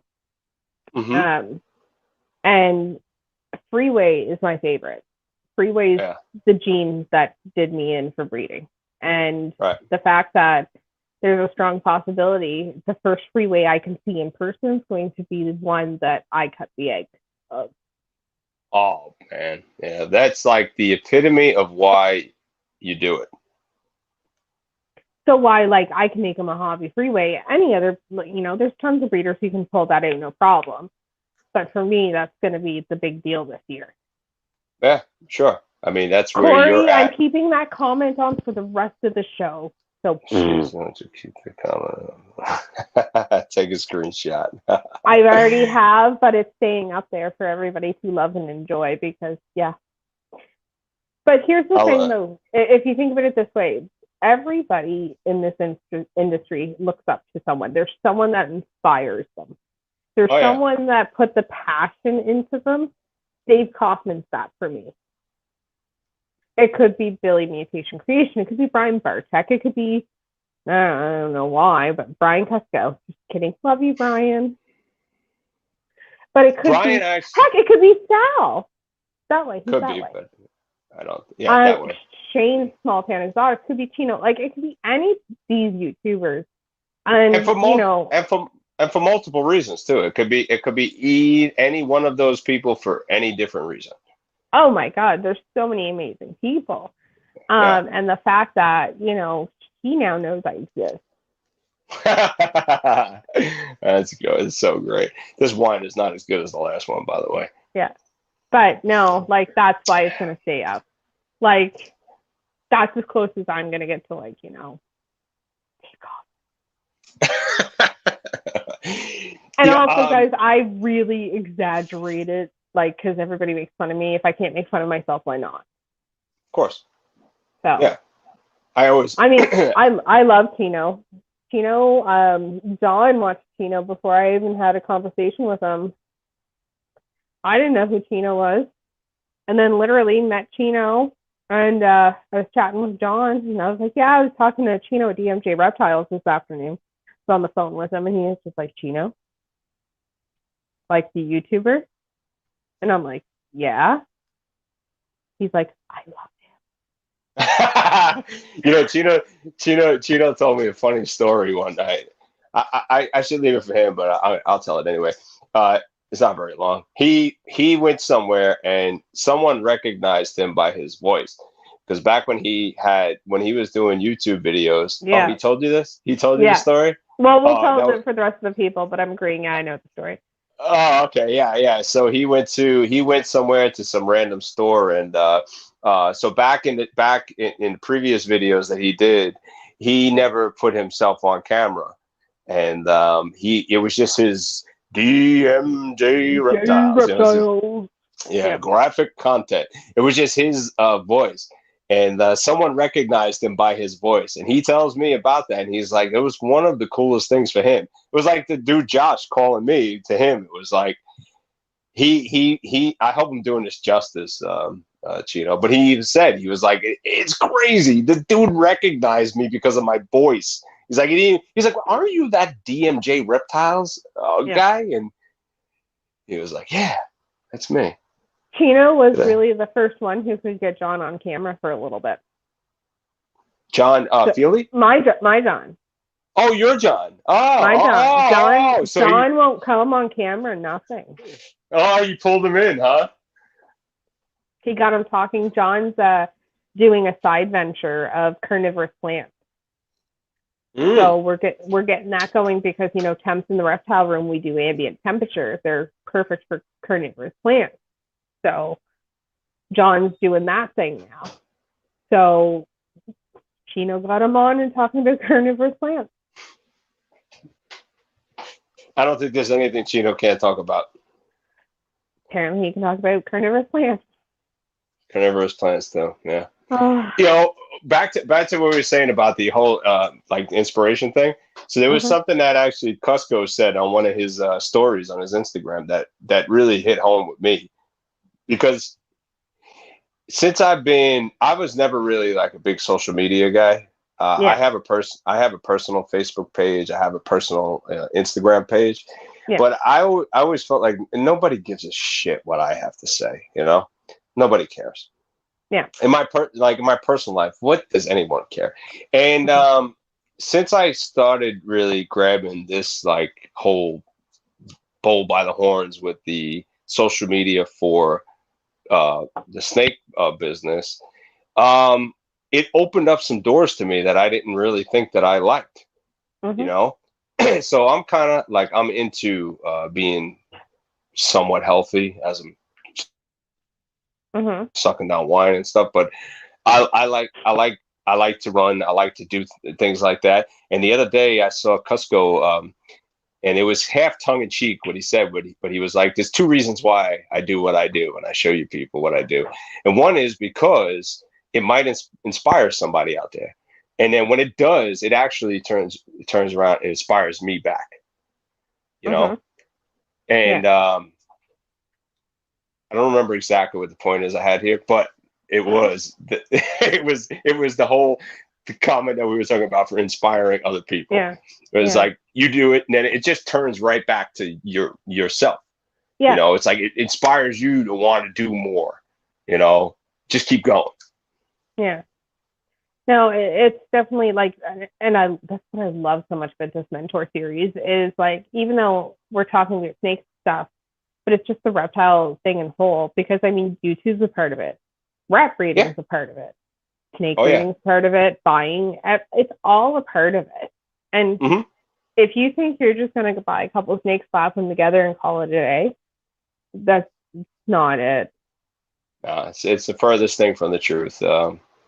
You have to really enjoy every aspect of doing it, you know. And if you're a rat breeder, you know, like a shit, man, I breed rats, and I'm gonna tell you, I spend more time with my rats than I do with my snakes. And yeah, but I love it. I wouldn't have it any other way. Oh my God, I love it. Yeah, we do ours. We do ours a little bit differently. Like we use big cages. And the reason is, I have nothing against tubs or anything. The reason is we got all of our cages like in their big real pet rat cages. Plus, I have a pet store display and stuff for $50. Oh, well, that'll work. Yeah, sure. So that's what we do. That's why we started it that way. So you're working with them, which. Yeah, so we breed in colonies. So we keep the male in the whole time, and we breed like one male to like 6 to 10 females, depending on, you know, age and what we got going on. Yeah, we keep them in colonies, and it works out really well for us, believe it or not.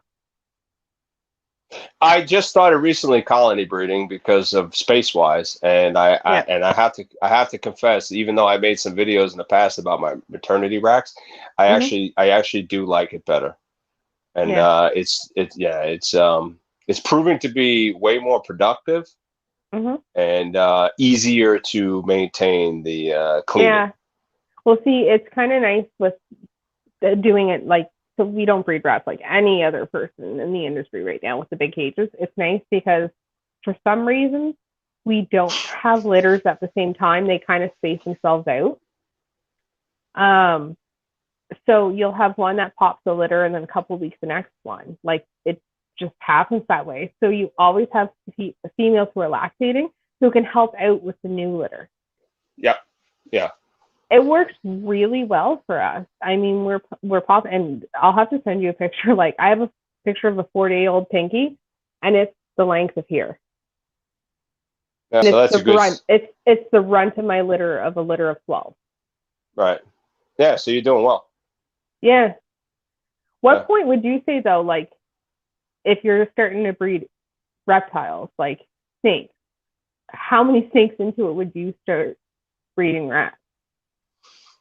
You know, I knew going back into collecting snakes that I would end up with a lot.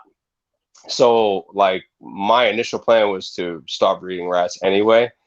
But where I'm at now, I would have to say probably the regular answer that's somewhat probably right around a dozen snakes. Yeah, maybe 10 to 12 snakes. It's really definitely beneficial to breed your own rodents. And if you are going to decide to breed your snakes, it is definitely worth it to breed your own rodents. Oh my God, the difference in our animals. Yeah, I've noticed. Yeah. I hear a lot of people talk about like the difference between like ASFs are these super duper rats, right? Yeah. Or so they could be right. I don't really know if that is the truth. I just break the regular rat because that's all we have here. Okay, so I have them both. I do ASFs and regular rats. But what I did find was when I started breeding my own rats and feeding them a quality food, keeping them healthy. I mean, you know, like you were saying, your 4-day-old pups is this big. I mean, I got some freaking. They look like pigs, and you know, that I think. You know, aside from whether an ASF is a super rat or not, which one bit me on the fingertip yesterday and I wanted to destroy it. But I think just breeding your own rats and knowing the health of your rats and in turn the health of your snakes definitely is huge when it comes to, you know, keeping your collection. Jojo said I need to figure out my issues with my rats because it's $100 a week to buy rats and buying food and bedding to keeping them is killing me. I don't even spend that much. All each rats to buy food and bedding is killing. Wait a minute. I need to figure out my issues with my rats because the $100 plus a week to buy rats and buying food and bedding to keep them is killing me. I don't even spend that much. I think I know what he's saying. What he's saying is She. his wait. That's JoJo. Oh, sorry. Sorry about that. I think what she's saying is that she's still having to buy Oh, for the bad. rats Yeah. while spending the money to take care of her colonies of rats that she's trying to breed to feed her snakes. Yeah. And yeah. Yeah, I had the local feeder Yeah. company here has been great, and they supply me with my feeders. I'm getting actually 100 rat order tomorrow. She told me it takes about 3 months from when you get the rat to when you can start getting a good colony going. Yes, and then as soon as you start reproducing rats, you have to make sure that you hold enough rats back to replace, because I ended up with a problem, and I still run into the problem now. I'm trying to dial it in, but you have to hold enough rats back, because especially if you're colony breeding, your females will need to be retired quicker. Yep. Than if you're, I don't know, what do they call it, heirloom breeding? Yeah, I'm not sure what it's called. I think that's what it is when you maternity breed them. Like, so when I was maternity breeding them, you pull the female, and then she gets to raise her young, and then you put her back into breeding, and that kind of like prolongs her ability to give you litters. But when you colony breed, you got to make sure you keep enough surplus females to replace the breeders. That's why we keep such large colonies, like one male to 6 to 10 females, because like what I found with knocking them up as soon as they had their litter again, like a lot of people do, we were getting smaller litters, we were getting weaker babies, as opposed to I did the colony, and he's got so many females that he doesn't get all of them at once, right? Spaces them right out, and we're getting, one of our rats was her first litter, she popped out 12, and they were massive, the pink. Yeah. Massive. That's good. That's good production. But your males are important too. So your males, you gotta hold them back. Yeah, you have to cycle through the males sooner too. I mean, I have some males that are ready to go. They look like warriors. I mean, they've been through a lot of breeding, and sometimes it's not just the female. So you like I know we keep bringing him up, but Chino has got a lot of knowledge on this. But Chino and I were talking about it is, you just retired a whole colony. Yeah. And replace the entire colony when you start to see your production is going down. And it's good when you have a bunch, when you have a lot of rats. But to me, in my experience, the way I see the rat breeding is you either do enough to support your collection or just buy rats. Because like JoJo's having the problem where she's back and forth, you have to try to dial in your rat breeding to get to that point, so you don't have to rely on anybody else. Yeah, what I would do, JoJo, is if you don't have to touch your litters right now, I wouldn't. I'd go, frozen thawed until you get them going, and watch their protein intake too. Because a lot of people, like a lot of those rodent lab mixes are low. Like you wouldn't believe. Like we bought one and it was 16% protein. That's not going to do a thing for anybody. Oh no, what's going on here? Oh, you froze. You're good now. Back. But yeah, no, like it was 16%. Oh yeah.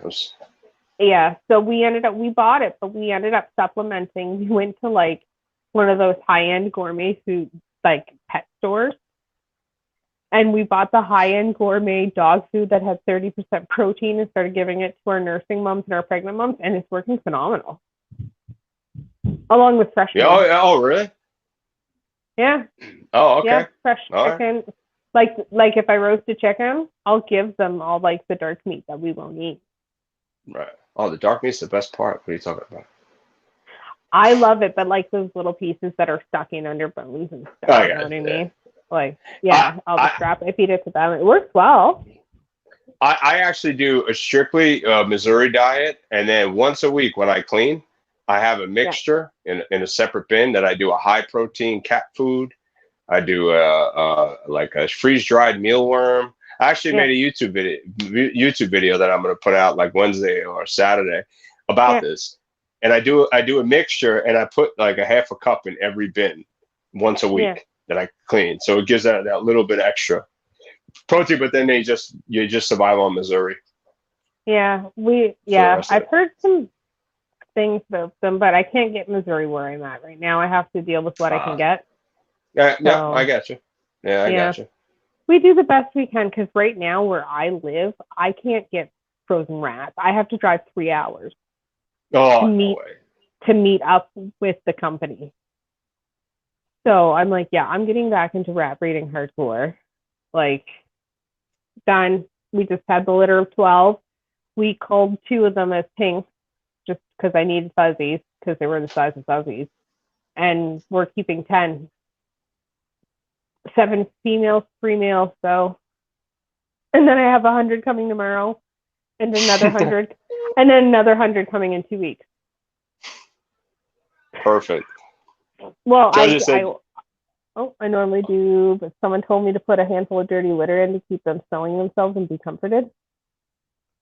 I did see Niviel did a story about that recently. I never heard of that, but it sounds legit. But Yeah. Jojo did ask, do I wipe down the bins? So I swap bins out completely. Yeah. Because I'm running in my rat shed, I'm running 39 bins. So I just take. Do you hear my puppy barking in the other room? Yeah.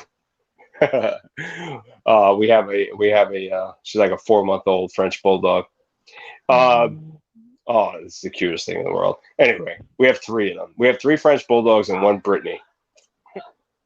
4 dogs. Yeah. Anyhow, so what I do is I swap the tubs.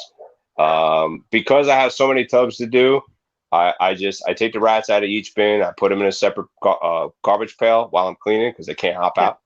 Yeah. And it's on wheels. Everything I own has to be on wheels.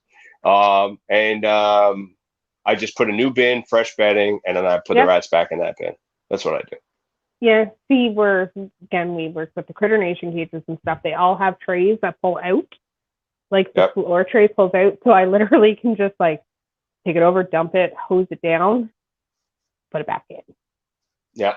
So we use this kitty. It's technically kitty litter, but they make pellets out of recycled newspapers. Oh, okay, yeah. So sort of like just like a compressed sort of thing. Yeah. And then just as it gets like wet and stuff, it expands. But I find it lasts a little bit longer than like acid and stuff like before it gets really gross and disgusting. I mean, we still clean and stuff. Like I'm actually looking at litter training my rat. Not even joking. Well, if you had ASFs, the one nice thing about them is they pick a corner and that's where they go.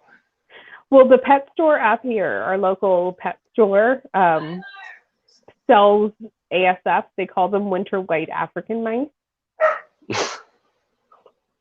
So I thought about buying, because they're $21.99. I thought about buying just a couple, like each. Yeah. I thought about buying 1 male and 3 females and seeing just how it goes. Because if it doesn't happen, if it doesn't go well, what's the worst thing that's going to happen? I'll just fucking cull them and feed them off to the snakes. Feed them off to the snakes, yeah. And they get a nice gourmet meal. Yeah, $21.99. Man, that scares me. That's a hefty price tag. And they're selling them as pets. They bite hard. Trust me. I got bit yesterday. Yeah.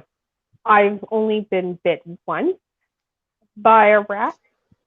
And let me tell you, it's not lived to tell the tale.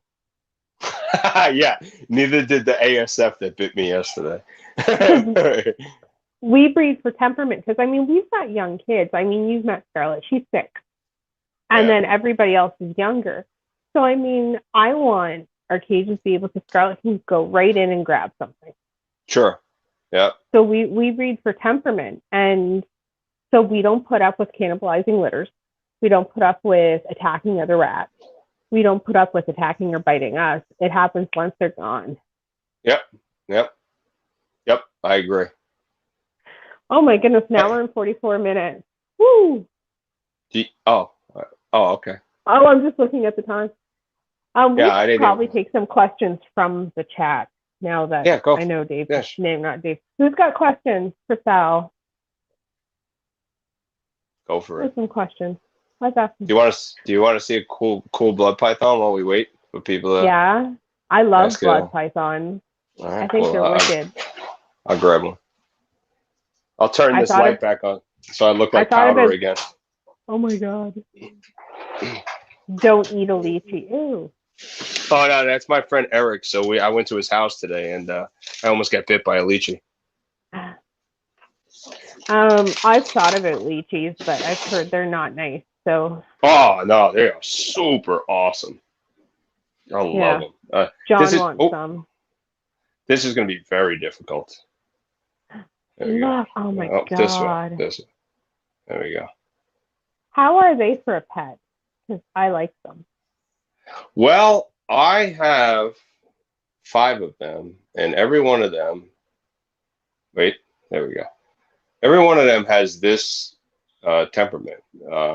Yeah. I'll probably get bit as I'm trying to show you, but they're Oh, all. so they're not a super handleable.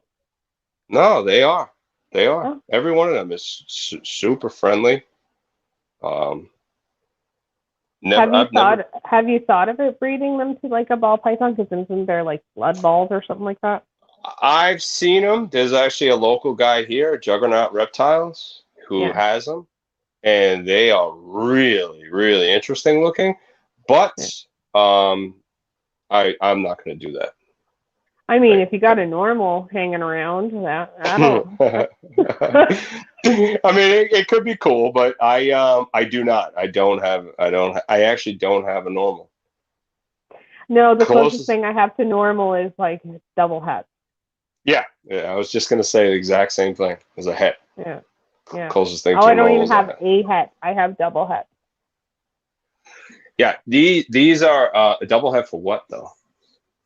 Unless you don't want to say. Double het clown pied. Oh, okay, cool. Pied. And then I got one that is double het clown pied, hypo, like possible het hypo as well. Sure, very awesome. Love it. I'm working on my het game. I'm working hard on it. So that is, it's the way to do it. Produce your own hets, and this guy's got a. Like I got a lot of my hets from Chris at the Reptile Ward, so I trust him completely. Yeah, sure. Yeah, of course. So he's not going to steer me in the wrong direction. But yeah, my visuals. But I wish I had got my visuals in females and not males. I did it the wrong way. Wait, say that again. You wish you would have got your visuals? I wish I would have done visuals as females instead of males, because now I'm super heavy on males. Okay. All right. So I would think, if I'm rationalizing this correctly, I would think that I would want the visual to be in the male. But you can find usually easier a male with a few codoms and a het, and then grow out that female. That's visual. Okay, so yes, you can do that. But like, depending on the visual you're looking for, though, you could pay a lot of money for a female. Yeah. Well, I mean, we have a clown that's male. We have the one. So what we do with John and I, if it's a gene we both want, we get it in male, so we're not fighting over it. So we have like we have his, hers, and our collection. So ours is all male.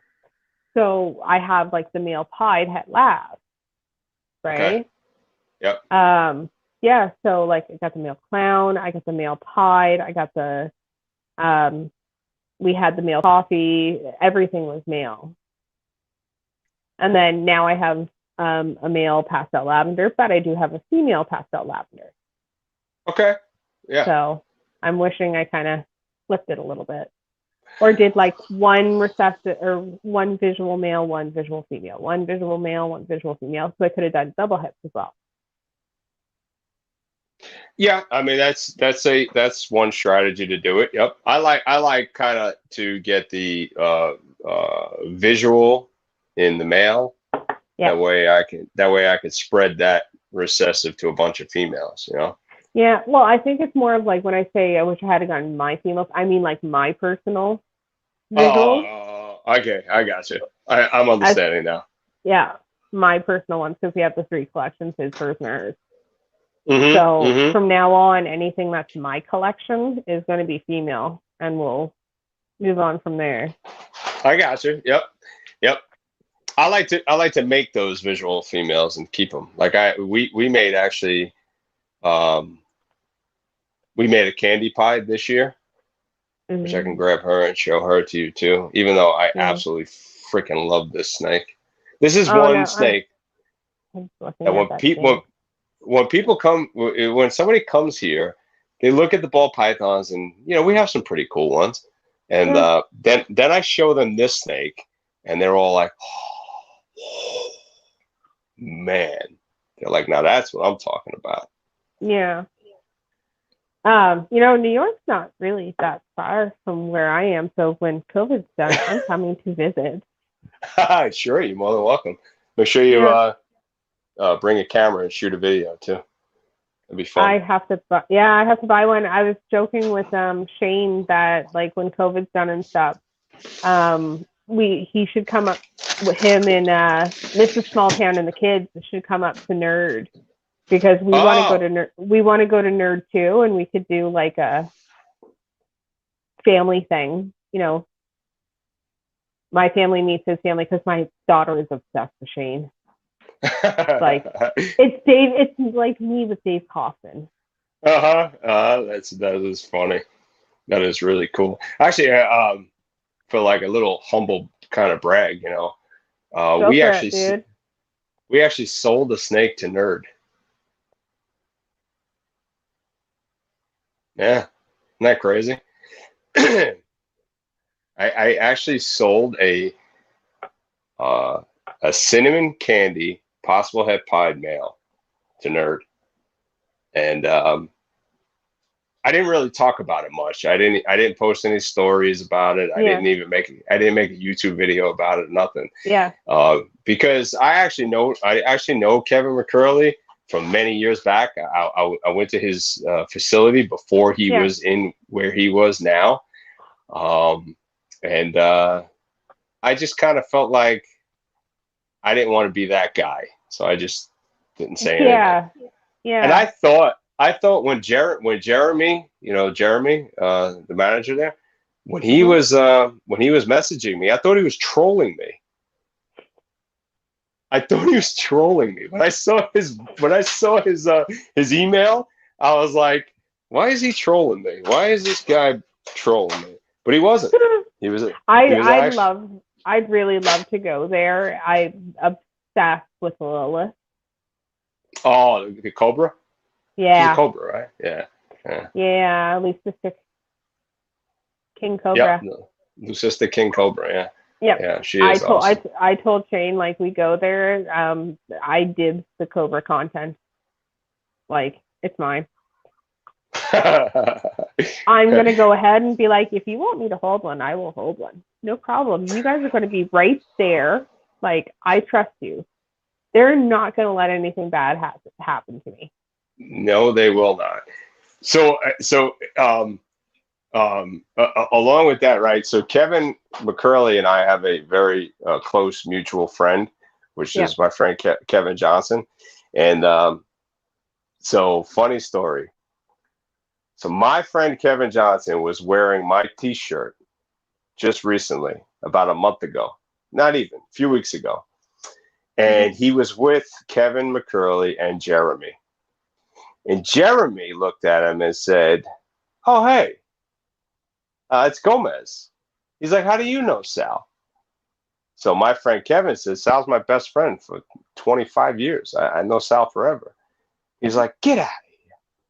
We bought a snake from him." And he's like, "Get the fuck out of here. No, you didn't." He said, "Yes, we did." And he's like, "What did you buy?" And he told him what he bought. He goes, "He bought those freaking adults from me. Why did you buy the snake from me?" so here I am, I'm sleeping. Yeah. I'm it's during the day when this is happening, just like everything else when I'm in bed sleeping. And I wake up to a text message from my friend Kevin that said, "Hey, call me right now. Kevin McCurley wants to talk to you." So what would you do if you woke up and Dave Kaufman texted you and said, "Hey, call me right now"? You would just get up and call him, right? Well, first I'd probably have to compose myself, and then I would call him. Yeah. So I just rolled over, looked at the phone, and called him, and I was like, "Hello?" And it was McCurley, and he was giving me shit. He's like, "What's with that snake you sold me? That thing has got one eye, one hemipene," and he's giving me all kinds of shit. And then I was laughing and whatever. And all kidding aside, he was like, "No, man, we love it." And I was just freaking speechless. I was like, I can't even believe what like the conversation I'm having right now. But I was freaking speechless. I feel like he's such a nice person that like if I walk in there and I'm like, "Do you mind if I start like filming stuff because I'm a YouTuber?" He'd be like, "Sure. Do you want to see some stuff while we're at it?" And starts yanking things out. Like I feel like he would be that person. Who? McCurley? Yeah. Nah, no way. Wait, no? What did you wait? Say that again. I said like if I were to go there and like be like, "Do you guys mind if I pulled out my camera? I'm a YouTuber. Like I just want to film some things." They'd be the first ones to like start pulling out like, snakes and things. Be like and be like, "Do you want to hold it? Like let's get this done." Yep. Chris, 100%. yeah. Chris Ward just popped in. Chris Ward, you missed Dave. Dave was here. Oh yes, Dave was here. He finally popped in. He told me he would. And Dave is still here. Hi, Dave. Corey said, "Man, you have horrible lighting, Sal." Yeah, I know. I've been struggling with that this entire time. Not only, as you can see, Chris, not only did Dave say he would, pop in, he also said he wanted to come on my show. Just saying.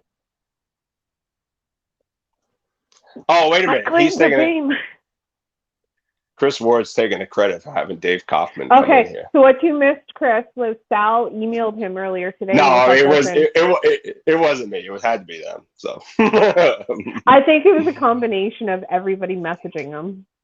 Yeah, and he's probably like, I need to go. I need to go shut everybody up. His phone was blowing up. I was messaging Cusco at the same time. Been planning behind the scenes. Yeah. Just so anybody's aware, if anybody's watching and I have you booked, if Dave Kaufman says, "Yeah, I'm available this day," I'm canceling everybody. Anybody that day, I'm magically available. Yes. And you should. Like, who's going to be next on here? Like Brian Barchak? Like, ooh. Justin Kiabalka? Like, who's coming on here next? Like, this is insane.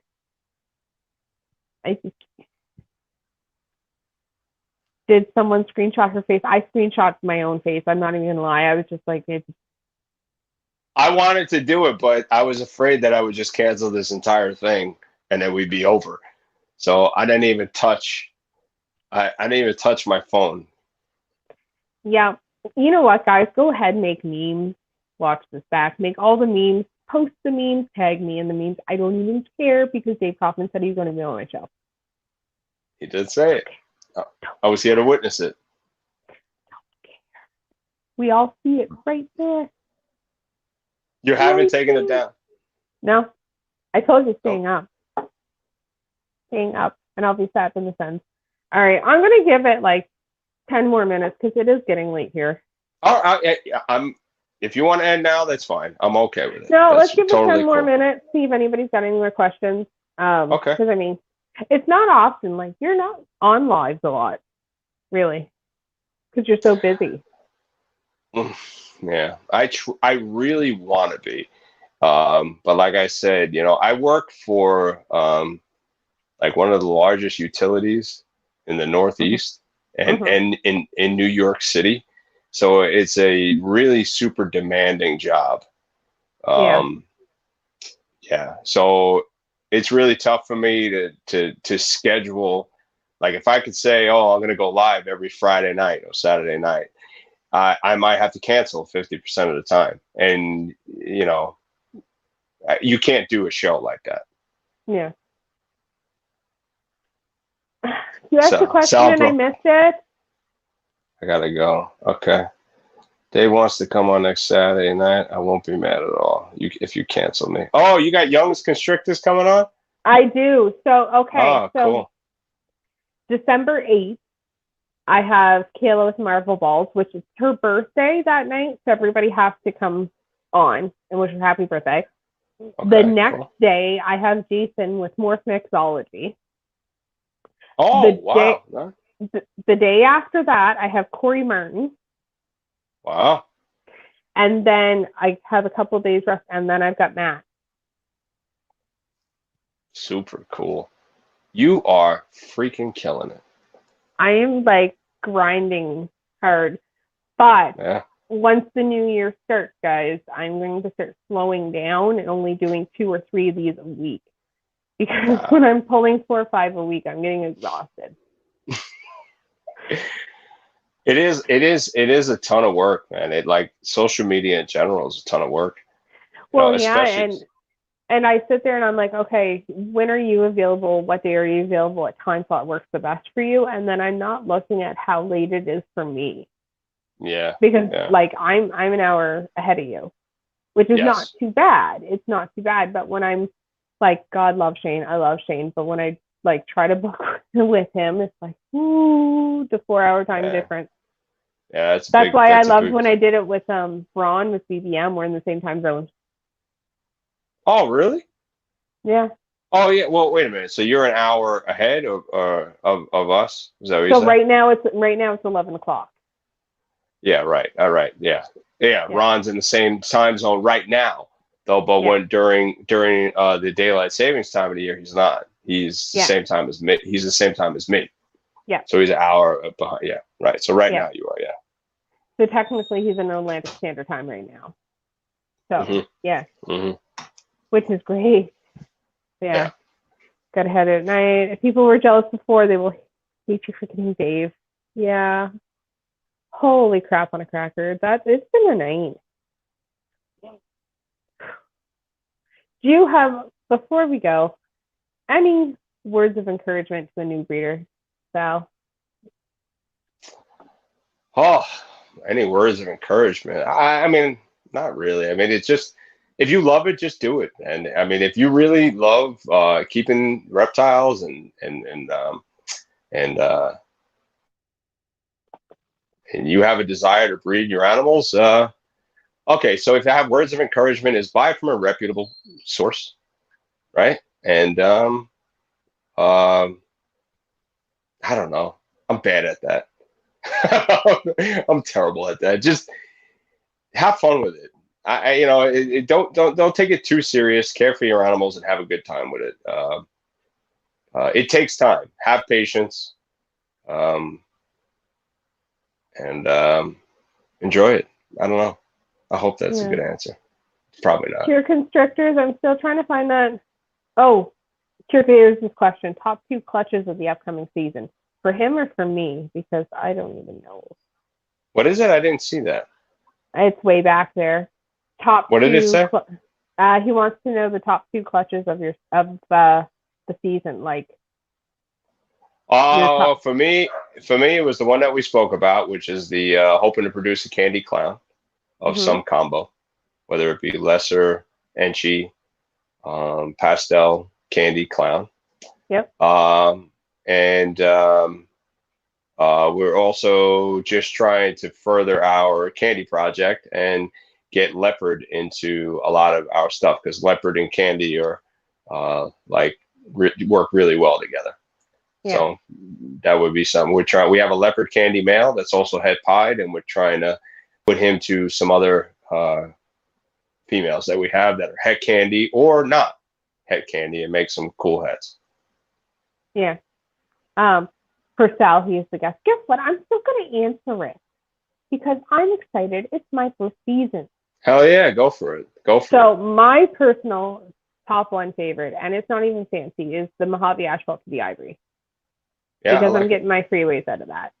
And the second one, just because it's kind of like one of those holy crud moments, because it's definitely first season, I shouldn't be able to do this. I own a world's first. It's a banana mahogany spot nose HRA, 50% head hypo. Okay.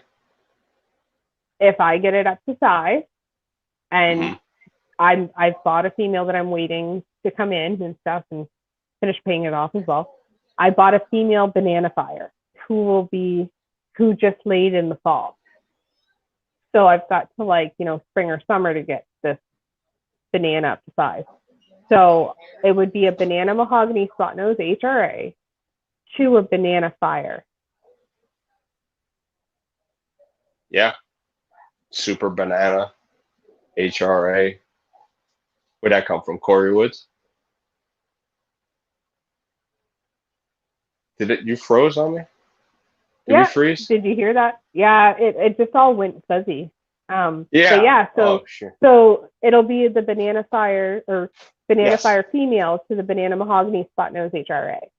Yep, I heard that. Yeah. That's a great pair. Super banana. Super banana. It can create me a couple world firsts. Yeah. Very cool. So I'm kind of excited for that. Mm-hmm. So yeah. Cure Constrictors is working with candy as well. Later, Brian. Bye, Brian. We're getting ready to leave too. He's getting silly. That's me chasing. This is me chasing away my 15-year-old son for a couple more minutes. Brian, man, thank you very much for sharing. Nice. I'm working with candy as well. Thank you for coming up, Brian. Leopard rock, Jojo. Yes, I love leopard. I still love leopard. Yeah. I'll show you my leopard candy quick before we leave. I was about to say to get leopard into candy, but I guess you already have. We have it. We have an awesome male here, but with my shitty lighting, I don't know if you're going to be able to see him. So you see all those nice purples coming in? I like that. Yeah, he's really, really cool. I like that. This is the male we were hoping. He's a 1.5 years old, but he's been a slow eater, slow grower. So yeah. Anyway, whenever you're ready to go, I know you. Yeah. It is getting late, and I think everybody's starting. Yeah, the numbers are starting to dwindle down. So I'll say what I always say. Thank you guys for coming out. Tonight has been insane. If you don't follow Sal, which I know most of you do, but if you're watching after the show, I put his link tree because I was way too lazy to put all his separate links. No, that's cool. That's fine. I do that too. I do it too. All my YouTube videos, I just post a link tree. I'm not posting all those links. Yeah. He's on Facebook. He's on YouTube. He's on Instagram. He's everywhere. So I learned the hard way to start posting the link trees after I had Shane on. Shane is everywhere. If you haven't voted, please vote for Shane. Make Snakes lame again. You know. Sal, thank you for coming on. I appreciate it. I love you so much. You're one of my dearest friends in here, so love it that you came on. Definitely, you can come back. I will look forward to it. I've got some ideas for some round tables with you and Chino. I just have to get you guys together and talk about it. Good. I saw him comment that we broke up, so they'll bring us back together. Oh, no. We never broke up. I want to see like head butt. You want controversy. I want controversy. We need to see on this channel. Kathleen, I really, really do appreciate it. I had a great time. I really did have a fun time. And I look forward to watching you grow and following what you're doing. And thank you very much. Yeah, and you'll be back a few times because I'll force you. No forcing necessary. The Chino roast. The Chino roast. Oh my god. Can you imagine if I did a series where I pull up a freaking breeder and then pull up a bunch of different breeders every episode and we start roasting them? Oh, that would be great. I like to be roasted. I love all the idiosyncrasies about me that I don't notice. New series in the new years. We're going to start having once a month a breeder roast. There we go. Well, Kathleen, enjoy the rest of your night. Yeah. And cheers. All right. Bye, guys. See ya.